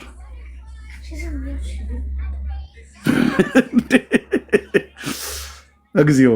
እኔ ቀጥታ አልኩ ከዘራዬን ነው የማነሳው። እንደዚህ ብሎ የሚል ቤንቴኛ ቤት ሰው በቦንኬ እጅ ጌታ ነው የሰራው። ጭርና ግልጽ።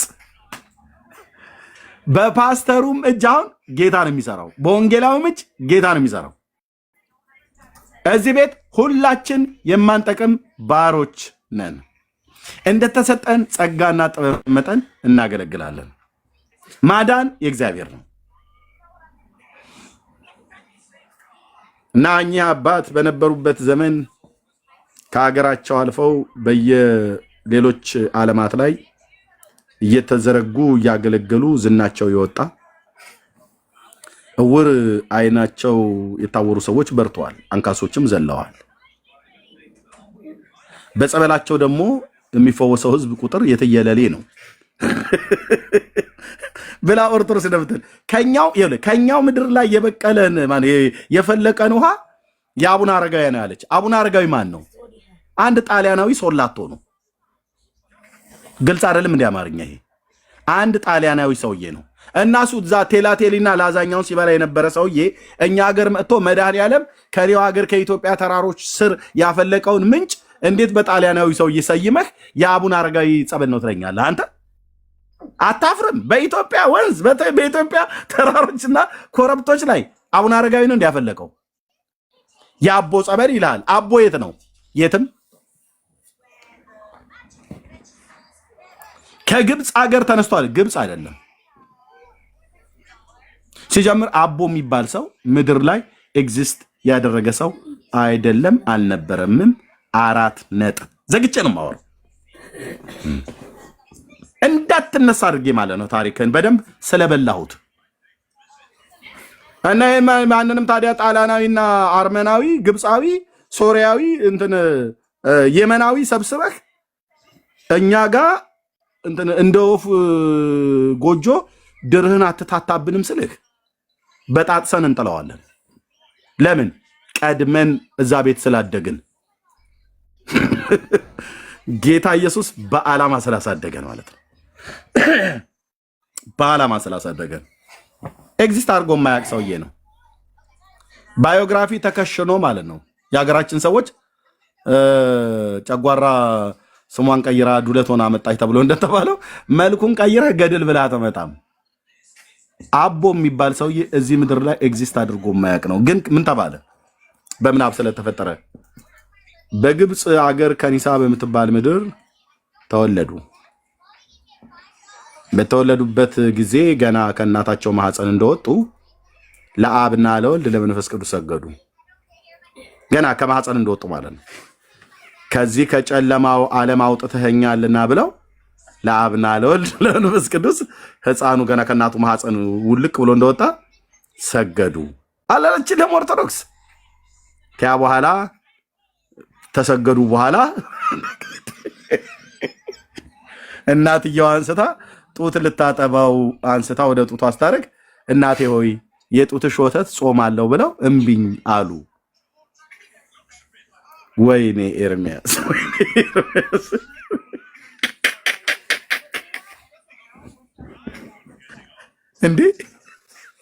እንዴ እንደኔ አይነቱን ባላገር ገጠሩን ተጫውቱበት። ከተማው አንተ አዲስ አበባ ካሳንቺስ ተወልደህ እኮ አንድ ከጎጃምና ከትግራይ የመጣ ቄስ እኮ እንደፈለገ ነው እንደ ደብረ ብርሃን በግ የሚነዳህ ያውን በተረት ዳር ያስልህ።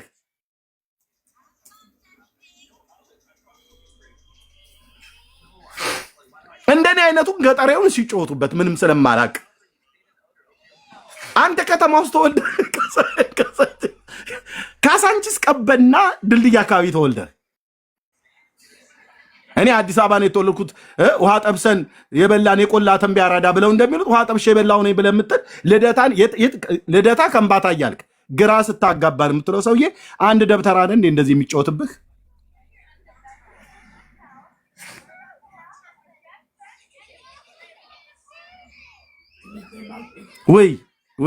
ወይ ጌታ ኢየሱስ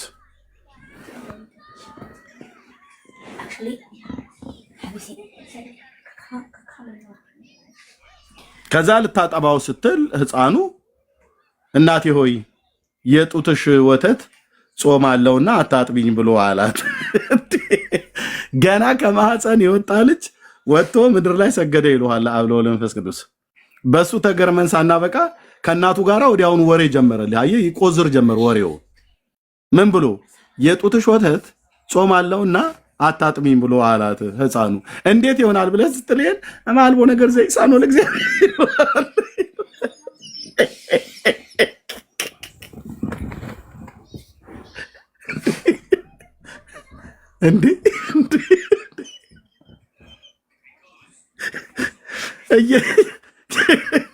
ጌታ ኢየሱስ እኮ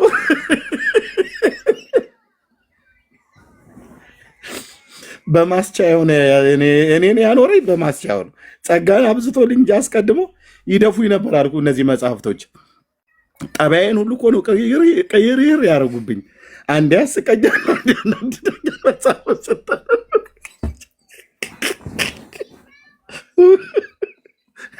እናንተ በሀገር ደህና ተኝተህ ነው የምትነሳው። ገላትያ ኤፌሶንን እኔ አስቀድሞ ጌታ ስላበላኝ እንጂ አንተ በሀገር ደህና የተሰሎንቄን መጽሐፍ አንብበህ ትመጣልኛለህ። ጌታ ይመስገን ሃሌሉያ ብለህ የተከስተን መዝሙር ዘምረህ ማለት ነው። እኔ እዚህ መጽሐፍቶቹን ግብ ነው ለማንበብ ውስጣቸው የተጻፈ ውሸት አንዴ ሲያስቀኝ፣ አንዴ ሲያናድደኝ፣ አንዴ ሲያስለቅሰኝ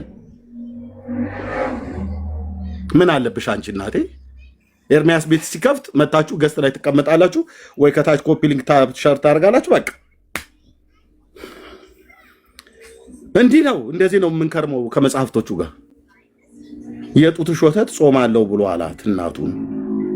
ገና ከማህፀን የወጣ ህፃን ልጅ። አዎ፣ ስለዚህ አየት ጾም ስላለው ነው የእናቱን ጡት ያልጠባው። አቦ የሚባል በምናብ የተፈጠረ ተረት እኮ አልኩ። እኔም ጌታ ኢየሱስ ክርስቶስ ጠብቶ አደገ ተብሎ አልተጻፈም። ቃል በቃል ጡት ጠብቶ አደገ ተብሎ አልተጻፈም። ግን በጥበብና በእውቀት በሞገስ በሰውና በእግዚአብሔር ፊት ያድግ ነበር ይላል ሉቃስ ወንጌል መጽሐፍ ምዕራፍ 2 ቁጥር 52 ላይ። ጌታ እንደማንኛውም ሰው ከኃጢአት በስተቀር እኛን በነገር ሁሉ ስለመሰለን አጥብታ አሳድገዋለች ተብሎ የተጻፈ ባይኖርም እኔ ጠብቶ አደገ ነው ብዬ የማምነው ፋክት። እንደኛ በምድር ላይ ሲኖር እህል በልቷል፣ ውሃ ጠጥቷል። ስለዚህ ኢየሱስ ጾመኛ አልነበረም ማለት የእናቱን ጡት ሲጠባ። እሺ የኢየሱስስ እንደዛ ጡት ጠብቷል ብሎ የሚል ቀጥታ የተጻፈ የለም። ኤርምያስ አታምታታ ብላችሁ ካላችሁ እሺ እሱን ልተው። ይሄ ሁሉ ፍጥረት የሌሊት ወፍ እንኳን አጥብታ ነው የምታሳድገው አንተ ልጆቿን። እኛ ስንጠባ ያደግነው አንተም አንቺም ስንጠባ ያደግነው የእናቶቻችንን ጡት ስንመገምግ ያደግን ሰዎች እኛ ጾም ስለማናቅ ጾመኞች ስላልነበርን ያልጠባኑ። አቦ የእናቱን ጡት ያልጠባው ጾም አለ ብሎ ስላለው ነው። ስለዚህ የወተት ጾም ነው የተባለው በአቦ ታሪክ እንጂ በመጽሐፍ ቅዱስ አይደለም። መጽሐፍ ቅዱስ ላይ ጾም ወተት ነው ብሎ ሲል አይታል? ወተት ጾም አለው ተብሎ ሲባል አይታ ታውቃለህ? እንጅሩ አለ ወይ? የለም። እንቁላል ጾም አለው ተብሎ ሲባል አይተህ ታውቃለህ?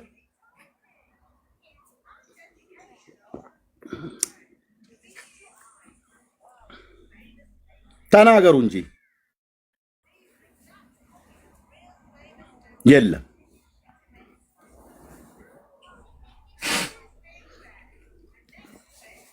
ዓርብ ሮብ ጾም ነው ተብሎ የተባለበት አለ?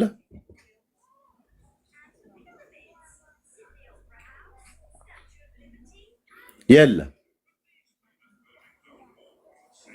ሄርሚዬ የጾሙን ስርዓት ሁላ እኮ ነው ያፈረሰው። አንድ ኦርቶዶክሳዊ የህፃን ልጅ ጾም እንኳን የሚጀምረው ቢያንስ 7 ዓመት ሞላው። ይሄ ሰው እኮ በጣም መስማተኛ ሰው እኮ ነው እንዴ! እኔ እኮ በጣም ወንድሞቼ እናቶቼ፣ ሰውየው ሰው አይደለም ሲጀምር፣ አቦ ሰው አይደለም ያልነበር እዚህ ፕላኔት ላይ ያልነበረ በምናብ በጸሐፊዎች ምናብ ኤግዚስት እንዳደረገ አድርገው የጻፉት ነው። ገድሉን አንድ አይደለም 2 ገድሉን ያነበኩት። በገዳሙም የታተመው በትንሣኤ ዘጉባኤ የታተመው 2ቱም ነው እጄ ላይ ያለው። ትችለዋለህ ስትገባ የመረጃ ናዳ ሳወርድብህ ማለት ነው። ታዩታላችሁ። የግለሰቦች ባዮግራፊ ተብሎ የተባለው ኤግዚስት ያደረጉ የነበሩ ሰዎች አሁን አቡነ አረጋዊ ነበር ተብሎ ይታመናል። ጣሊያናዊ ነው። ጊዮርጊስ ነበረ ተብሎ ይታመናል። አገሩ እስካሁን ድረስ ግራ ነው የሚያጋባው። አንዴ ፍልስጤማዊ ነው ይለዋል፣ አንዴ እንግሊዝ ወታደር ነው ይለዋል፣ አንዴ አርመናዊ ነው ይለዋል። እኔ አርመናዊም ይሁን አፍጋኒስታናዊ፣ ኢራቃዊም ይሁን ሳውዲ አረቢያዊ፣ ማንም ይሁን ማንም ጊዮርጊስ የሚባል ሰውዬ ነበረ።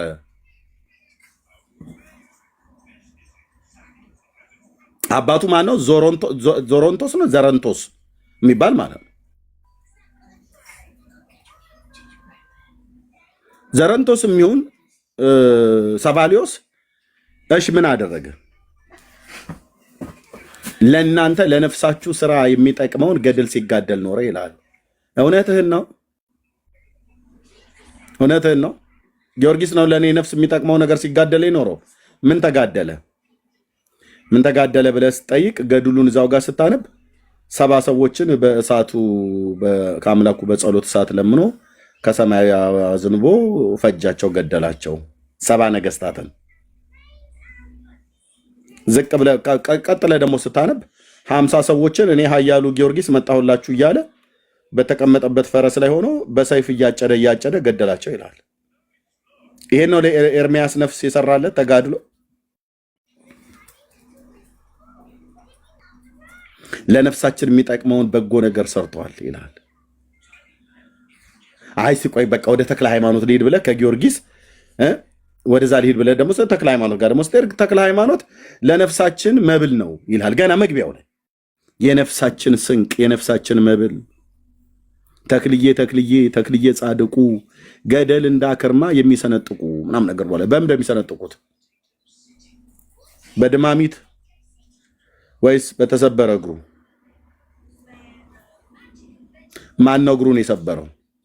ለእናንተ ኤርሚያስ ሲጸልይ ነው 7 ዓመት አሉን። እውነትህን ነው። አዎ ናና አባ ዮሐንስ ዘጸገሩ ገድል ላይ ዮሐንስ ጨጌ ዘጸገሩ ገድል ላይ የአቡነ ተክለ ሃይማኖትን እግር የቆረጠው ሰውዬ ስሙ ተጽፏል። የአቡነ ተክለ ሃይማኖትን እግር የቆረጠውን ሰውዬ በአሰቃቂ ሞት ገድለውታል። የኦርቶዶክስ እምነት ተከታይ የነበሩት በአሰቃቂ ሁኔታ ገድለውታል። የአባታችንን እግር ማቆርጠህ አንተ በሰላም አትኖርም ብለው ማለት ነው።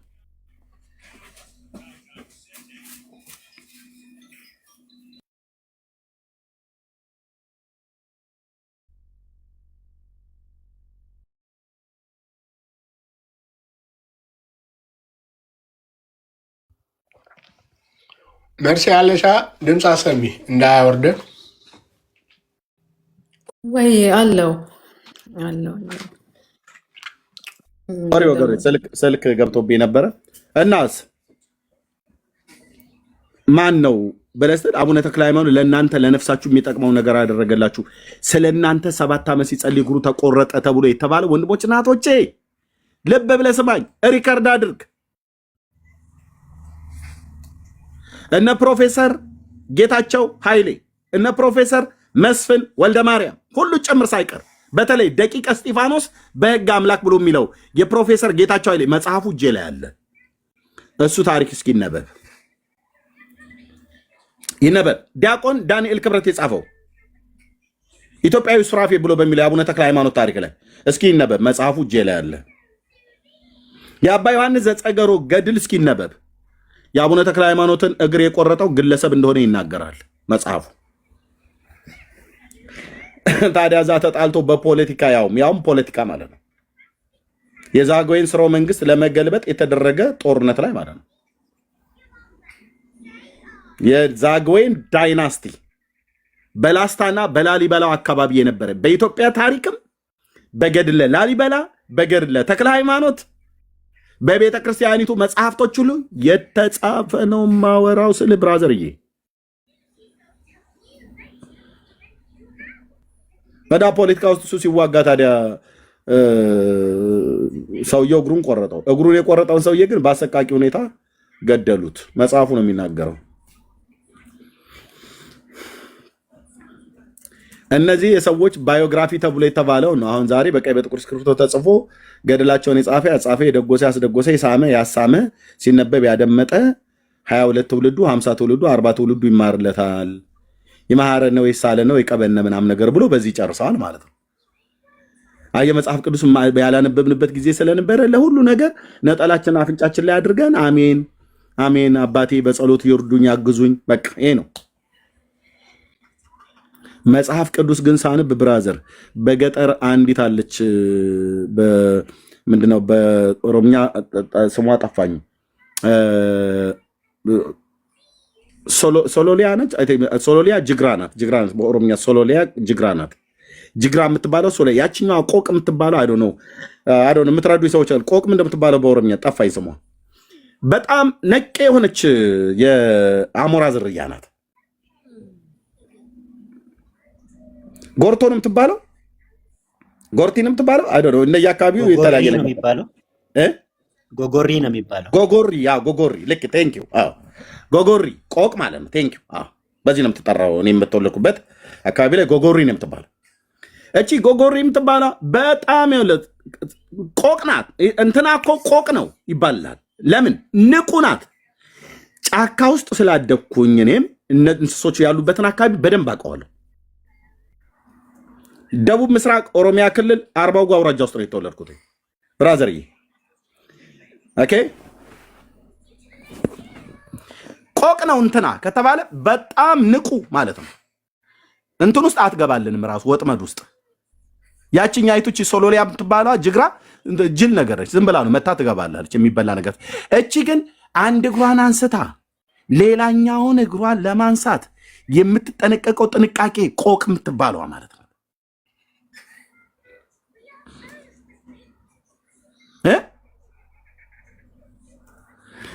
አየህ መጽሐፍ ቅዱስ ሰናነብ ቆቅ አደረገና እግዚአብሔር ላገኘሁት ነገር አሜን እንዳልል፣ ለተነበበልኝ ሁሉ ቃልዎት ያሰማልኝ ብዬ እንዳልል፣ የእግዚአብሔር ልጅ እንደመጣ እውነተኛ የሆነውንም እናውቅ ዘንድ ልቦና እንደሰጠን እናውቃለን። እውነተኛ በሆነው በእርሱ አለን፣ እርሱም ልጁ ኢየሱስ ክርስቶስ ነው። እሱ እውነተኛ አምላክ ነው፣ የዘላለም ሕይወት ነው ይላል። የእግዚአብሔር ልጅ እንደመጣ እውነተኛ የሆነውንም እናውቅ ዘንድ ልቦና እንደሰጠን እናውቃለን ይላል። ቴንክ ዩ ሎርድ። መጽሐፍ ቅዱስን ሳነብ የእግዚአብሔር የሆነውና የሰይጣን የሆነውን የዚህ ዓለም የሆነውና መንፈሳዊ የሆነውን ጽድቅ ያለበትና ኩነኔ ያለበትን እግዚአብሔር በቃሉ ብርሃን በልቤ ላይ ባለ ጨለማ የክርስቶስ የክብሩ ወንጌል ብርሃን ሲሰበክ ጴንጦቹ ሲሰብኩኝ አሜን ስል እንዴት እንደገባ ሳላቅ ብርሃን በልቤ ገባ። አንተ አሁን ቅድም እንዳልኩ በራሪ ነፍሳት እንደ ቆቆንኩኝ ማለት ነው።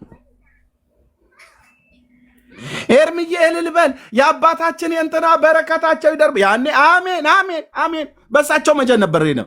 አሁን ግን ዝም ብለህ ወፈር ያለ አሜን በል እንኳን ብለህ ብትለኝ አልልም። አሰማኝ ቅዱስ ቃሉን በመጀመሪያ ስበክ። ስለተሰቀለው ስለ አብ ልጅ ስለ ኢየሱስ ክርስቶስ የምሰብክ ከሆነ እንሰማለን። እኔ ሆኑ ጴንጤ ወገኖቼ ጴንጤዎች ዝም ብለህ ላገኘው ዝም ብለህ አሜን አሜን በል አሜን ነው ይላሉ። ይመጡና ምን ተናግረህ ነው አሜን ብዬ የምለው? ተናገር እንጂ መጀመሪያ ለተናገርከው ነገር ነው አሜን የምለው። አሜን ማለት መስማማት ይሁን ማለት ነው። አሜን ነው ይላሉ አንዳንድ ጴንጤዎች የሚመጡና ዳሪያ እህትዬ ምን ተናግረሽ ነው አሜን ነው ብለሽ የምትይኝ? አሜን የሚያስብለውን አሜን የሆነውን የእግዚአብሔር ልጅ ሰበኩ በመጀመሪያ። እዛ እንደዚህ ነበር ሲሉ ነው የነበረው። የሆነ በቀይ በጥቁር እስክሪብቶ የተጻፈ መጽሐፍ ያነቡልናል። አሜን በሉ ይሉናል። አሜን ጥያቄ እንኳን እንዳንጠይቅ በቃ ሰይጣን ያለ ዕውቀት ዕውርነት መጥቶናል። ቀድሞ በነበርኩበት ሃይማኖት ምንም በለኝ አሜን ነው የምልህ። ያኔ ኢየሱስ ጌታዬን የሕይወቴ አዳኝና ጌታ አድርጌ ስቀበል ግን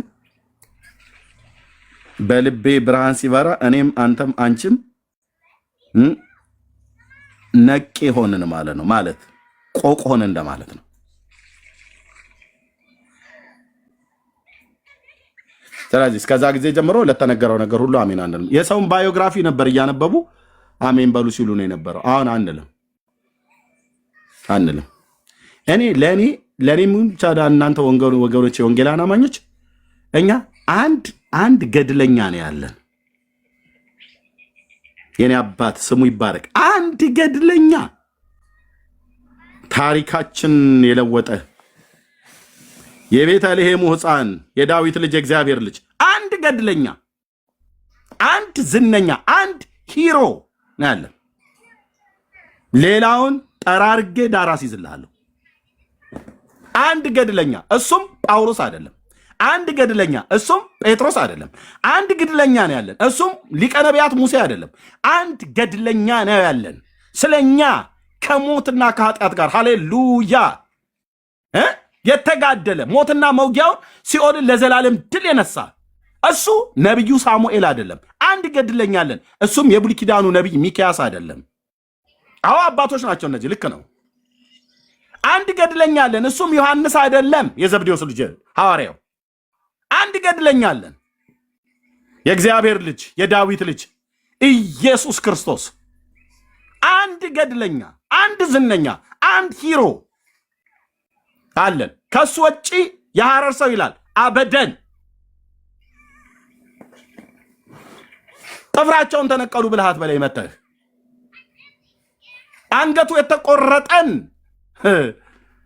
እነ ያዕቆብ አሉ እኮ ሰማዕታት ከተባለ ሐዋርያት አንገቱን እኮ ቆረጠው ይላል። አንገቱ የተቆረጠ የዘካርያስ ልጅ በኤልያስ መንፈስና ኃይል የተነሳ ታላቁ ነቢይ ዮሐንስ አለ። ጌታን በስጋ በዮርዳኖስ ያጠመቀ ማለት ነው። የጽድቅ ሰባኪ አንገቱ ተቆርጦ በወጭት ነው የመጣው። አንተ ጥፍራቸው ተነቀለ ትለኛለህ? ዳርያስ ኮተታም ትውልድ መንፈሴን አታበሳቸው። ጥፍር ተነቀለ፣ ጥፍሯ ተነቀለ። ለምን አንገቷ አይነቀልም? ለምን አንገቷ አይነቀልም? አንገታቸው የተቆረጡ እኮ አባቶች እኮ ነው የምጠራለህ አንተ። ነቢዩን ዮሐንስን፣ ሐዋርያውን ያዕቆብን አዲስ ኪዳን ላይ እንኳን የዮሐንስን ወንድም የዘብዴዎስ ልጅ ታላቁ ሐዋርያ ከቤተ ክርስቲያን አዕማድ ከነበረው ገላትያ መጽሐፍ ምዕራፍ 2 ላይ ካሉት ከጴጥሮስና ከዮሐንስ ከወንድሙ ጋር አዕማድ የነበረው ያዕቆብ ሐዋርያው አንገቱን እኮ ቆረጠው ሄሮድስ። እሱ እንኳን አንገቱን የተቆረጠው ለኤርሚያስ ነው ብሎ አይልም። አንተዬ አንተ መጥተህ የአረብ ሽማግሌና አሮጊት ከትግራይ ከአማራ ከኦሮሚያ ከየትም ይውጡ አልኩ። እነሱን አምጥተህ ጥፍሯ ተነቀለ፣ ቅንድቧን ተላጨች፣ አንጎሏ ፈሰሰ፣ መቀመጫዋ ዞረ። የራሷ ጉዳይ አይመለከተንም። ይህንም ባለመቀበላችን ደግሞ መናፍቅ ይሉናል እኛን መተው ማለት ነው።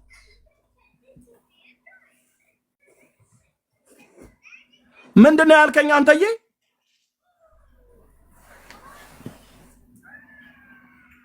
እኛ አንድ ገድለኛለን፣ አንድ ዝነኛ አለ። አንድ ዝነኛ የቤተ ክርስቲያን ራስ የማዕዘን ድንጋይ፣ ሃሌሉያ! የማዕዘን ድንጋይ የቤተ ክርስቲያን ራስ አንድ የተቀባ አለን። አንድ ነው ያልኩ። አንድ የተቀባ ጌታ አለን። በመንፈስ ቅዱስ በኃይል ቀባው ይላል። በሰው እንኳን አይደለም የተቀባው። የኔ አባት ኢየሱስ አንድ አለን። ለዚህ ነው የማናቸውም ባዮግራፊ ለእኛ ለድህነት አይሆንልንም። ከፀሐይ መውጫው እስከ መጥለቂያው ድረስ ሃሌሉያ የማይለወጠውን ቅዱሱን ወንጌል በእጃቸው አስይዞ ከፀሐይ መውጫው እስከ መጥለቂያው ድረስ ላካቸው ይላል። በየሄዱበት ቦታ ሁሉ የብሉይ ኪዳን ነቢያት የሞቱበትን አሟሟት በእውነት ስለ እናንተ ሲል አብርሃም ተንገላታ። ለእኛ እኮ ሲል ነው አብርሃም ግብፅ የወረደው። ሚስቱን ሳራን ለፈርዖን ሚስቴ አይደለችም ልጅ እህቴ ነች ብሎ አለ። ለእኛ ሲል እኮ ነው እንደዚህ ሆነው እያሉ የትኞቹ ሐዋርያት ናቸው ስለ አብርሃም እንደዛ ሲሰብኩ የነበረው? ለእናንተ ሲል ተጠማ ይስሐቅ። በእውነት ያሳዝናል የያዕቆብ መከራ። ዮሴፍ እንደዛ የተንገላታው እኮ ኤርሚያስ አንተ እንድትድን ነው አለ እንደ መጽሐፍ አላለም። ስለ እነዚህ እንዳልተርክ ጊዜ ያጥርብኛል ያለው የዕብራውያን መልእክት ጸሐፊ የኔ ጌታ ኢየሱስ ክርስቶስ ለዘላለም ስም ይባረክ። ስለ እነዚህ እንዳልተርክ ጊዜ ያጥርብኛል ያለ የእምነት አባቶችን ጠርቶ ስለነ ጌዴዎን፣ ስለነ ባራቅ፣ ስለነ ዮፍታሔ፣ ስለነ ሳሙኤል፣ ስለነ ዳዊት ስለ እነዚህ እንዳልተርክ ጊዜ ያጥርብኛል አለ። አንተ ጊዜ ያጥርብኛል አለ። መነገር ካለበት እንደውም ስለ ጌዴዎን መነገር ነበረበት። ስለ ዮፍታሔ ሊያወራን ይገባ ነበር። የዕብራውያን መልእክት ጸሐፊ ቅዱስ ጳውሎስ ነው ተብሎ ይታመናል። እንዴት አትነግረንም ስለ ዮፍታሔ? ከፈለክ ሂድና መጽሐፈ መሳፍንት መጽሐፍ ምዕራፍ 11 ላይ አንብብ ነው የሚለኝ። አንብቤዋለሁ። እና ምን ሆነ ነው እንደዚህ ችኩል ያልከው? የዕብራውያን መልእክት ጸሐፊ ቅዱስ ጳውሎስ አሁን አዲስ ኪዳን ላይ ስለ ጌዴዎን አትሰብክም። አዲስ ኪዳን ላይ ስለ ዳዊት አይሰበክም። እንዴት ነው የማወራው? አዲስ ኪዳን ላይ ስለ ነቢዩ ስለ ሳሙኤል አትሰብክም። እውነት አሟሟቱና የሞተበት ምክንያት ብለህ አምጥታ አዲስ ኪዳን ላይ አትሰብክም። አዲስ ኪዳን ላይ ስለማንም አይደለም ሰብከው። አዲስ ኪዳን ላይ የቤተ ክርስቲያን ራስ የማዕዘን ድንጋይ የሆነ ከሰማያት ሰማያት በአባቱም ፍቃድ በራሱም ፍቃድ ለሰው ልጆች በደልና ኃጢአት ሞትን ይቀምስ ዘንድ ከመላእክት አንሶ የነበረውን የክብርና የምስጋናን ዘውድ የተጫነውን ኢየሱስ እሱን ነው የምሰብከው። ይህንን የማይሰብክ የተረገመ ሰው ነው። ይህንን የማይሰብክ የተረገመ ቤተ ክርስቲያን ነው። ፋክት። ይህንን አይሰብክም ጴንጤ የተረገመ ነው። ይህንን አይሰብክም ኦርቶዶክስ የተረገመ ነው። ይህንን አይሰብክም ካቶሊክ የተረገመ ነው። የምሰብክ ከሆነ የተባረከነ ጴንጤ ወገኔ ይህን ስለሚሰብክ ግን የተባረከንን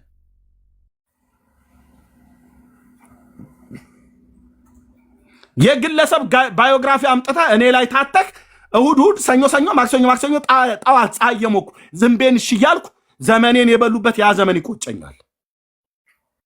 መነበብ ካለበት ገድለ ጊዮርጊስ የዮሐንስ ወንጌል ነው እንጂ አንተዬ መነበብ ካለበት ገድለ አርሴማ ሳይሆን የማቴዎስን ወንጌል የታመኑ ቅዱሳት ሐዋርያት የዓይን ምስክሮች ከእሱ ጋር አብረው የበሉ ከመከራው ተካፋይ የነበሩ ያዩት የዳሰሱት ከእሱ ጋር የበሉ እነሱ የጻፉትን የሕይወትን ቃል መጽሐፍ ቅዱስን ቁጭ አድርገን ገድለ ጊዮርጊስ ይልልሃል። አነበብኩት እኮ ወንድም አለም ከንጉሱ ከዱድያኖስ ሚስት ጋር ባልየውን አስወጥቶ አልጋ ላይ የተኛ ዱርዬ ነው ማለት ነው ገድሉ ላይ እንዳገኘሁት። ስለዚህ ጊዮርጊስ እኔ ጋር መጥተህ ሰማዕት ነው ብለህ ብትለኝ ዳርያዝ እልሃለሁ። ዳርያዝ እንዲህ አይነት ሰማዕትኛ አይተናነቅ።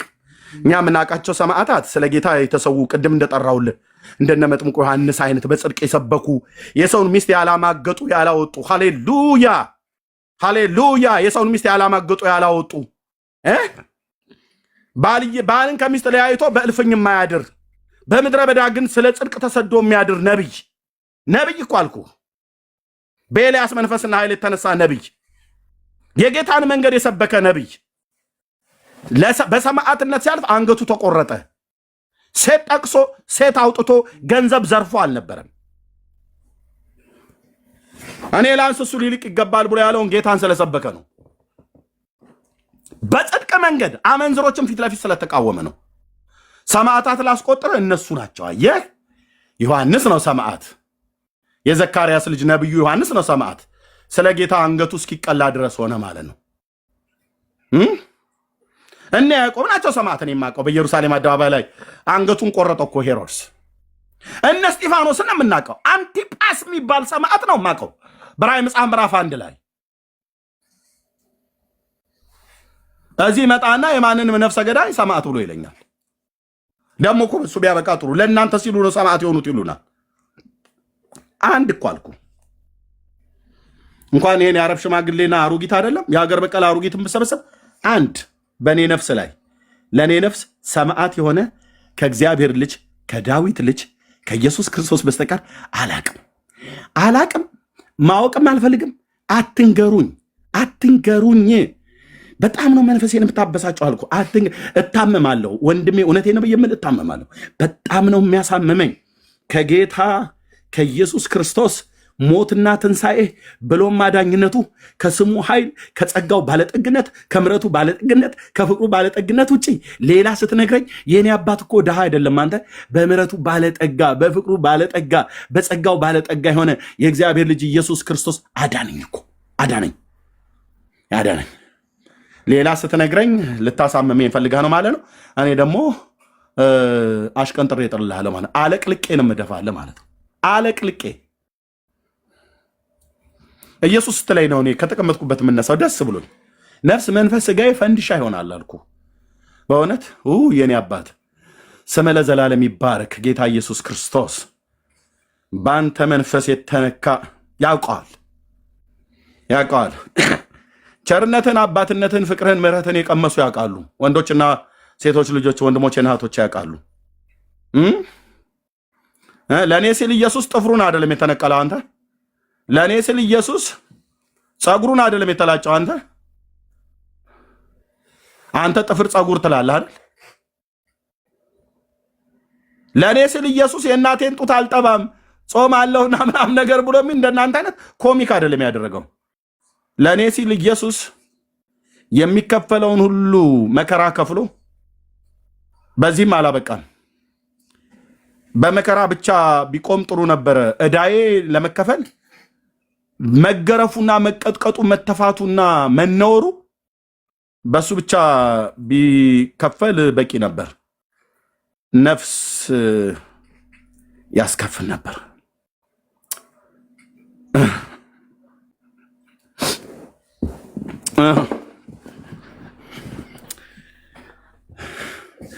በጅራፍ መገረፉ፣ ሰውነቱ መተልተሉ፣ ደሙ መፍሰሱ፣ ስጋው አጥንቱ እስኪታይ ድረስ መገረፉ፣ መደፋት፣ መቀናቱ፣ መዛል፣ መድከሙ፣ መራብ፣ መጠማቱ፣ በዚህ ብቻ የኤርምያስ በደልና ኃጢአት የሚሰረይ ቢሆን ኖሮ ጥሩ በነበረ።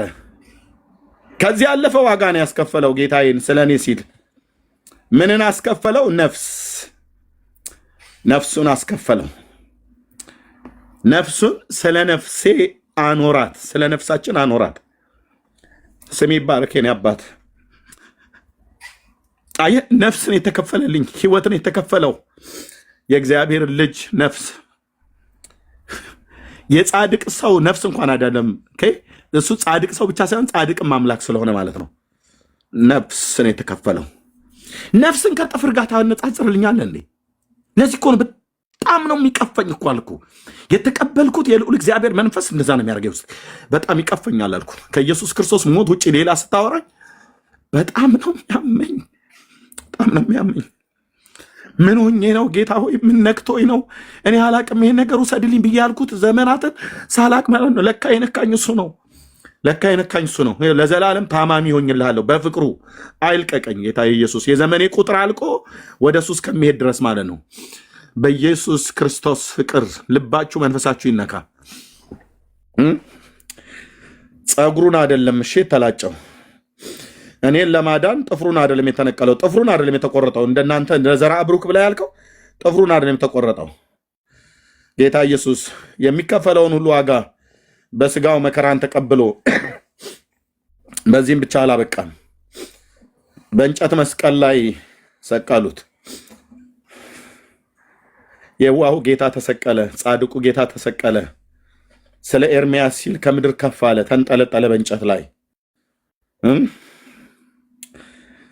ከዚህ ፍቅር አውርደኝ ጥፍር፣ ጸጉር፣ አተላ ምናምን ብለህ ስትለኝ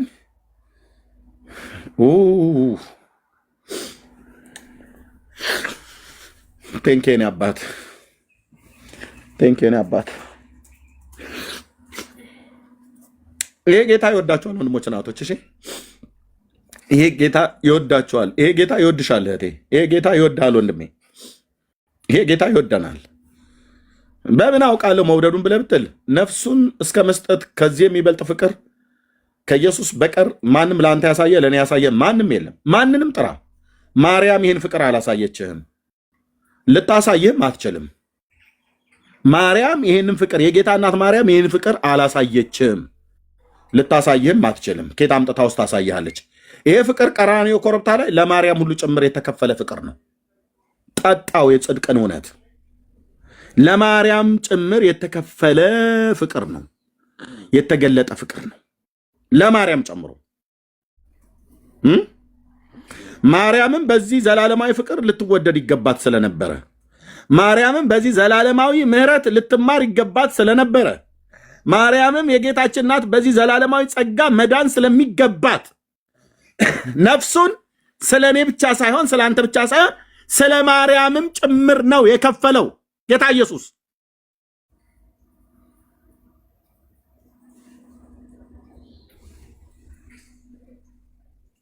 ቴንኬኔ አባት፣ በአንተ የጽድቅ ቃል ፊት ማንም ሊቆም ስለማይችል ማለት ነው።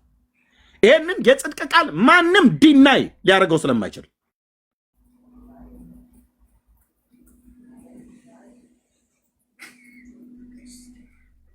የእግዚአብሔር ልጅ ደም፣ የእግዚአብሔር ልጅ ነፍስ፣ ስጋው ተተለተለ፣ ደሙ ፈሰሰ። ማለቂያ እኮ የለውም። አንተዬ ደግሞ ይመጡልህና እኮ በጊዮርጊስ እኮ ቢያቆሙ ጥሩ ነበር። የኢየሱስን ሊያሳንሱ ጊዮርጊስ 3 ጊዜ ሞቶ ተነሳ ይላል። አንድ ጊዜ እኮ ሞቶ አልተነሳም። ብራዘር በስብሶ የቀረ ነው። ቤተክርስቲያኒቱ ራሷ አጽሙን አምጥቼ ግሸን አስቀምጫለሁ ብላለች። በባለፈው አሳይቻችኋለሁ።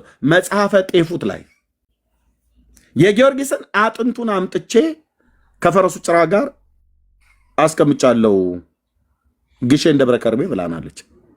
እቹ ቤተክርስቲያን ሰባ ነገስታት ዱዲያኖስ ጊዮርጊስን ፈጭቶት በኢድራስ ተራራ ላይ ዱቄቱን በተነው ደግሞ ብላለችን። እንዴ ተፈጭቶ ከተበተነ ኬት ነው አጥንቶ የመጣው? ይህን እንኳን አትጠይቅም እንዴ አንተ እትዬ? ይህን እንኳን አትጠይቅም እትዬ?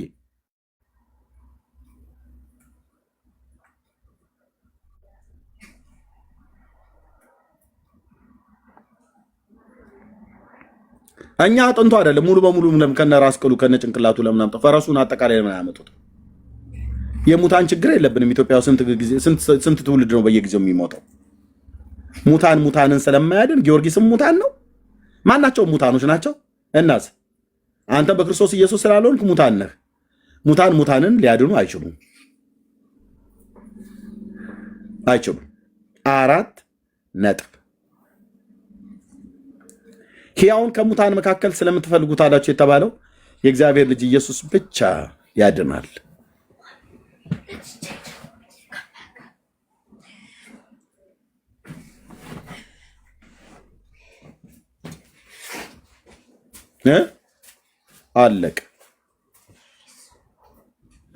አለቅ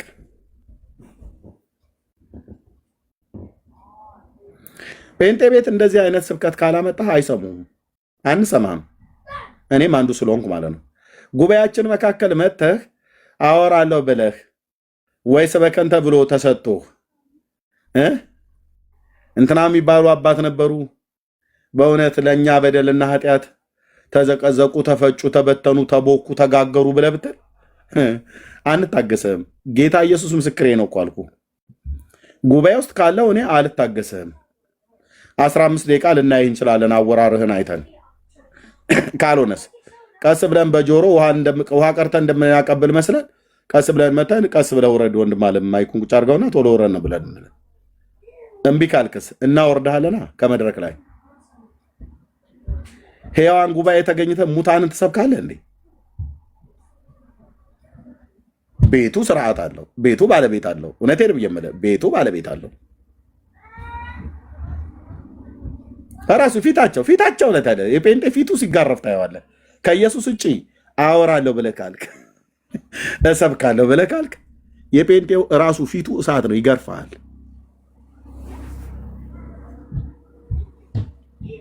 መድረክ ላይ የቆመ ያውቀዋል። የመድረክ ሰባኪ ስለሆንኩ አውቀዋለሁ ብራዘርዬ። እንዲህ እጅግር የሌለው እንኳን ራሱ ምሳሌ እንኳን ካመጣ ታያቸዋለህ። የእናቶችንም የእህቶችንም የአባቶችንም ፊት ታየዋለህ አልኩ። እዛው መድረኩ ላይ ሆነን እኛ ከላይ ተሰቅለን እታች ያሉትን ታያለህ። አጨብጭበውልህ ከሆነ ጭብጨባው ይቀንሳል። አሜን ብለው ከሆነ አሜንታው ይቀንሳል እዛው ጋር ማለት ነው። እቀጥላለሁ ብለህ ካልክ አያስቀጥሉም፣ ያወርዱሃል ባጭሩ ማለት ነው። ጌታ ይባርክ ብለው በ10 ብር የትራንስፖርት ሰጥተው እዛው መድረክ ላይ ከቀረበልህ ውሃ ጋራ ወይ ጁስ ጋራ በሰላም ወደ ቤት ግባ ብለው ጸልየውልህ በሚቀጥለው ጊዜ እናስታውቃለን ብለው ይልኩሃል ማለት ነው። እንደዛ ጻድቅ በቃ ጽድቁ ይሄ ነው። እውነት ነው። እውነት ነው። ታዲያ ምን ያደርግልን ነው እዛ የመጣው? እኛ የጋበዝነው ጌታ ኢየሱስ ክርስቶስን እንዲሰብከን እንጂ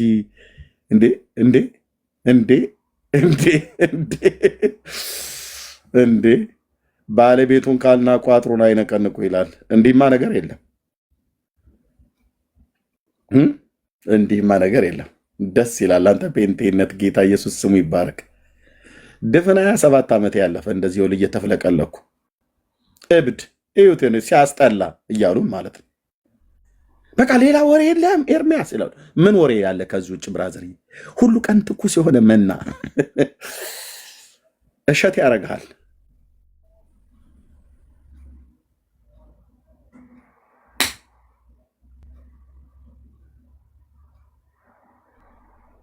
ናፍቆታችን ኢየሱስን ማየት አይደል? በክብር ውስጥ መኖር፣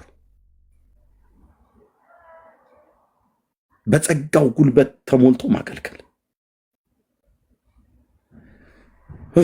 ጌታዬ ስም ይባረክ የኔ አባት።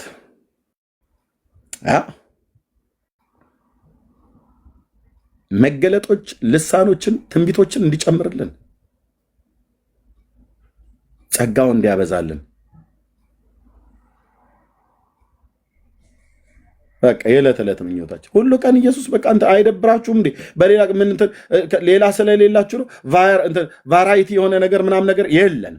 የምን ቫራይቲ? ሄደህ እዛ ምግብ ቤት ስትል ቫራይቲ ምናምን ነገር ብለህ የምትለው ካለ የምትጠጣውን መጠጣት ትችላለህ፣ የምትበላውን መብላት ትችላለህ። እዚህ ሬስቶራንት አይደለም። እዚህ አንድ ምግብ ነው ያለው። መንፈሳዊ መብላችን አንድ ነው፣ እሱም የእግዚአብሔር ቃል። ያ የእግዚአብሔር ቃል ደግሞ የሚናገረው በዮሐንስ ወንጌል መጽሐፍ ምዕራፍ 5 ቁጥር 39 እንደዚሁም በሉቃስ 24 44 ላይ የሚናገረው ስለ እግዚአብሔር ልጅ ስለ ኢየሱስ ክርስቶስ ነው። በመጽሐፍት የዘላለም ሕይወት አለ ይመስላችኋል፣ እነሱ ግን ስለ እኔ የሚናገሩት ብሎ ስላለ በቃ አንድ መንፈሳዊ መብል ነው የምንበላው ከእግዚአብሔር ቃል ላይ፣ ምንጩ ከእግዚአብሔር ቃል ላይ የሆነ የአምላካችን የእግዚአብሔር ቃል ማለት ነው።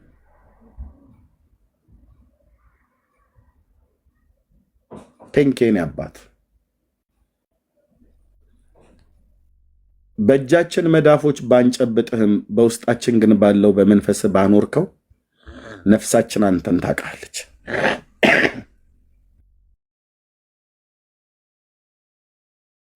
ነፍሳችን አንተን ታውቃለች።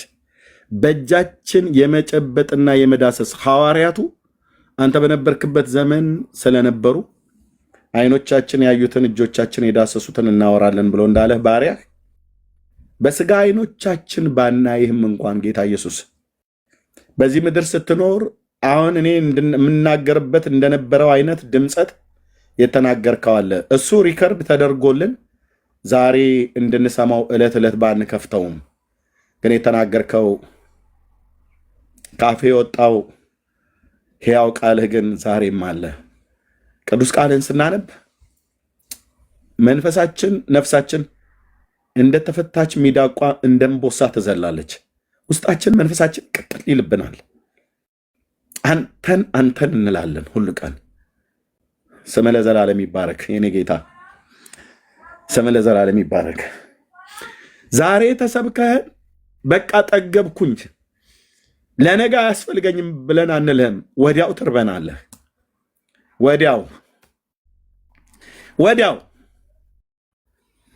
ሰምተንህ አንጠግብም። ስላንተ ሰምተን አንጠግብም። በግላችን ስትናገረንም ስላንተ ሰምተን አንጠግብም። ፍቅርህን በውስጣችን ስላተምከው የእግዚአብሔር ልጅ የዳዊት ልጅ ለዘላለም ስምህ ይባረክ። እንኳንም አወቅከኝ፣ እንኳንም አወቁ እህቶቼና ወንድሞቼ፣ እንኳንም አወቅንህ።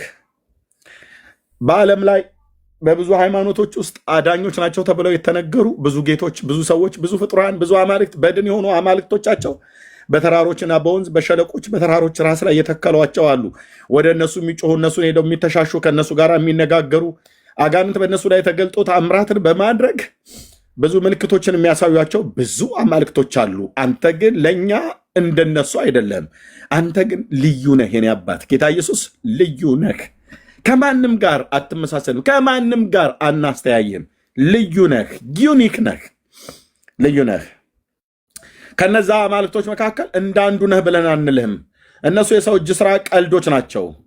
በካርቶን ላይ የተሳሉ፣ በጨርቅ ላይ የተሳሉ፣ ከብርና ከእንጨት ከድንጋይ የተቀረጹ፣ በቫርኒሽ የተለቀለቁ የሰው እጅ ስራዎች ናቸው። አይኖቻቸውን ሰሪዎቻቸው ሲያወጡላቸው በመሮና በመቆርቆሪያ ፈልፍለው አይን አውጥተውላቸዋል። ሆኖም ግን አያዩም። ጆሮስ ፈርፍለው ሰርስራው አውጥተውላቸዋል፣ ግን አይሰሙም። እግር አውጥተውላቸዋል፣ ግን አይራመዱም። እጅ አውጥተውላቸዋል፣ ግን ምንም ክፉን በጎ ሊያደርጉበት አይችሉም። አንተ ግን ጌታ ኢየሱስ እኛ ያንተን እጅና እግር አልሰራንም። አንተ ግን የእኛን እጅና እግር ሰራ። አንተ ግን በማኅፀን ሳለ ፈጠርከን፣ ግሩምና ድንቅ አድርገህ ፈጠርከን። ሕያው ነህ የአባቶቻችን አምላክ ኢየሱስ።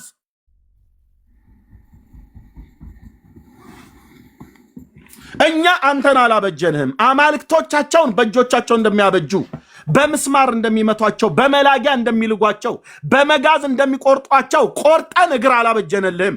ቆርጠን ቀጥቅጠን አይን አልሰራንልህም።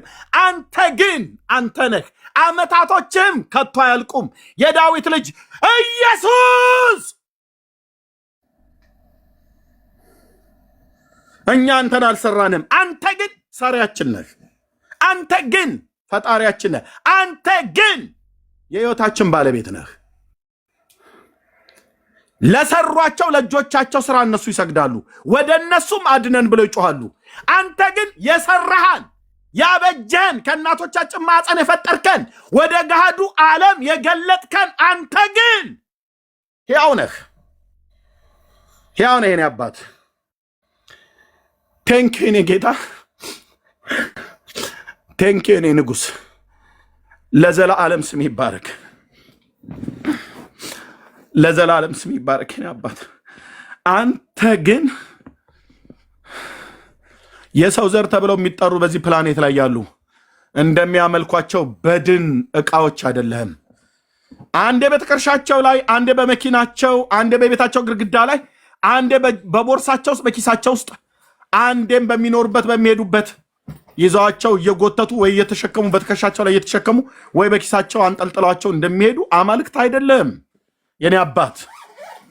በእናንተ እኖራለሁ ብለህ ያልከው የልባችንን በሮች እንድንከፍትልህ ፈቀድንልህ። በራችሁን የልባችሁን በር ክፈቱ፣ እናንተ መኳንንት በሮችን ክፈቱ፣ የክብር ንጉሥ ይግባ ብሎ እንዳለ ባሪያህ ዳዊት እንድንከፍትልህ የፈለግከው የምንኖርበትን ግዑዙን ቤት ሳይሆን የልባችንን በር ነበር። ከፈትንልህ። አንተ በእኛ ውስጥ በመንፈስ አለ አባዬ። በዮሐንስ ወንጌል መጽሐፍ ምዕራፍ 14 ቁጥር 15 ላይ እንደተናገርከው እርሱ የእውነት መንፈስ በመጣ ሰዓት ዓለም የማያየውና የማያውቀው ነው፣ ሊቀበለው የማይችለው የእውነት መንፈስ ነው። እናንተ ግን በውስጣችሁ ስለሚሆን በውስጣችሁም ስለሚኖር እናንተ ታውቁታላችሁ ብለህ ያልከው እውን ሆነ። እዚህ እረኛ ውስጥ የሰማይ የምድር ፈጣሪ እግዚአብሔር ይኖራል ተብሎ ቢባል ማን ያምናል? ድምፅህን ከውስጥ እየሰማን እንዳመነው እኔም እንኳን አላምንም ነበር። እንዳምን ግን የሚያወራኝ ድምፅ አለ።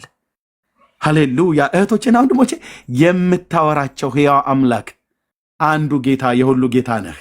ለሚጠሩ ሁሉ ባለጠጋ ነህ። በስፍራዎች ሁሉ በእኔም በእህቶቼ በወንድሞቼ ውስጥ ሆነ ድምፅህን እያሰማን ራስህን እየገለጥክልን ዕለት ዕለት ታስገርመናለህ፣ ታስደንቀናለህ። ጌታ ኢየሱስ የዘላለም ስጦታችን፣ የዘላለም መኖሪያችን፣ የዘላለም መሰማሪያችን ሆንከን።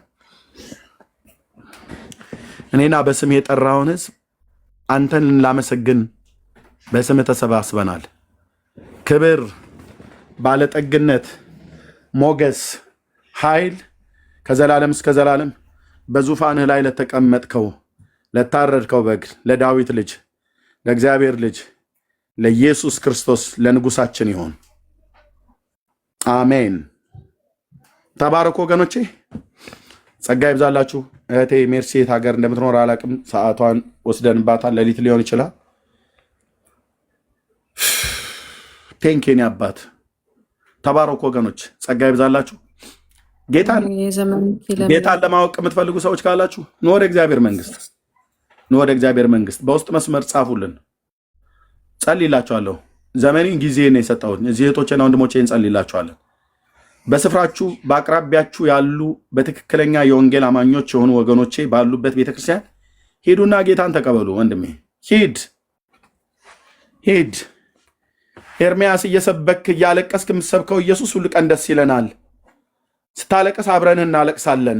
ምን ይጠቅምሻል እህቴ? ሳለቀስ አብሮ ማልቀስ ኦኬ፣ እሺ። እና ይህን ጌታ ለምን አትቀበዩ? ለምን አትቀበሉትም? ልክ እኔና አሁን እንደምሆነው በውስጤ እንደዛ ትሆናለህ ማለት ነው። የእግዚአብሔር ልጅ ፍቅር ለዘላለም በውስጥ ይታተማል። ተቀበሉታ፣ ተቀበሉት ወንድሞቼ እናቶቼ። መጽሐፉ የሚነግረን እውነት ይሄ ነው። ይሄን እናንተ የጴንጤ ወሬ ነው ብላችሁ አጥላላችሁት። ጌታን ተቀበሉ ብለው ይሉና እንደዚህ የሚል ቃል የታለ? መጽሐፉ በሙሉ ይሄን አይደል እንደሚያወራው? ኑ ወደ እግዚአብሔር ልጅ ወደ ኢየሱስ ክርስቶስ መንግስት፣ ኑ ወደ እረፍት። ወደ እሱ መምጣት ማለት ወደ እረፍት መምጣት ማለት ነው። ከዘላለም ጥፋት የምንድንበትን እግዚአብሔር ልጁን ሰጥቶናል። ልጁ ህይወቱን ሰጥቶናል። በእርሱ የሚያምን ሁሉ የኃጢአቱን ይቅርታ ያገኛል፣ ለዘላለም ያሳርፋችኋል። አርፈን ነው ያሳርፋል ብለን የምንለው፣ አድኖን ነው ያድናል ብለን የምንለው። ኑ ወደ እግዚአብሔር መንግስት። ቴንኪው ሜርሲ። እየቀጥ ይጨርሻለሁ። ተባረኩ። ተባረክልኝ ኤርሚዬ፣ ጊዜህን ሰተክ እንደዚህ ስላገለገልከን እናመሰግናለን። በእውነት ጸጋ ይብዛልክ። ጌታ ሁሌም በአንተ በኩል አልፎ ስለሚናገረን እናመሰግነዋለን፣ እንባርከዋለን። አንተ የበረታክ ነህ፣ ብርቱ ነህ። ዘመንክ ይለምልም፣ ያብዛልህ። ሌሎቻችሁ ማለት የምትፈልጉት ነገር ካለ ማጠቃለያ እንስጥና የዛሬውን ቆይታችንን ብናበቃ ባይነኝ። ሰዓት ሄዷል።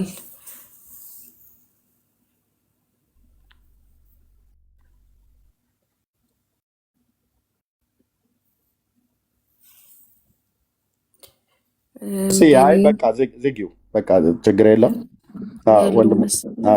ቤኒ መሲ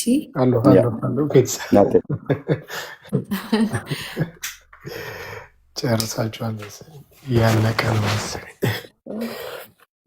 እያለቀ ነው። አይ ቲንክ አይገቡም። ኤርሚ ይከፍታል እንዴ? ኤርሚ ከከፈተ ወደዛ እንደ አይ አልከፍትም። ቴንክ ዩ ተባረኩ። በዚሁ ልሰናበታችሁ ሰዓት ስለሌለ፣ ተባረኩ። ጸጋ ይብዛላችሁ። ጌታ ይፈቅድ እንገናኛለን። ቴንክ ዩ ተባረክልኝ ኤርሚዬ። አሜን። ለመጣ ካመሰግናለሁ በጣም ኤርሚዬ። ቴንክ ዩ። ምንም አይደል። ቴንክ ዩ። ተባረክ።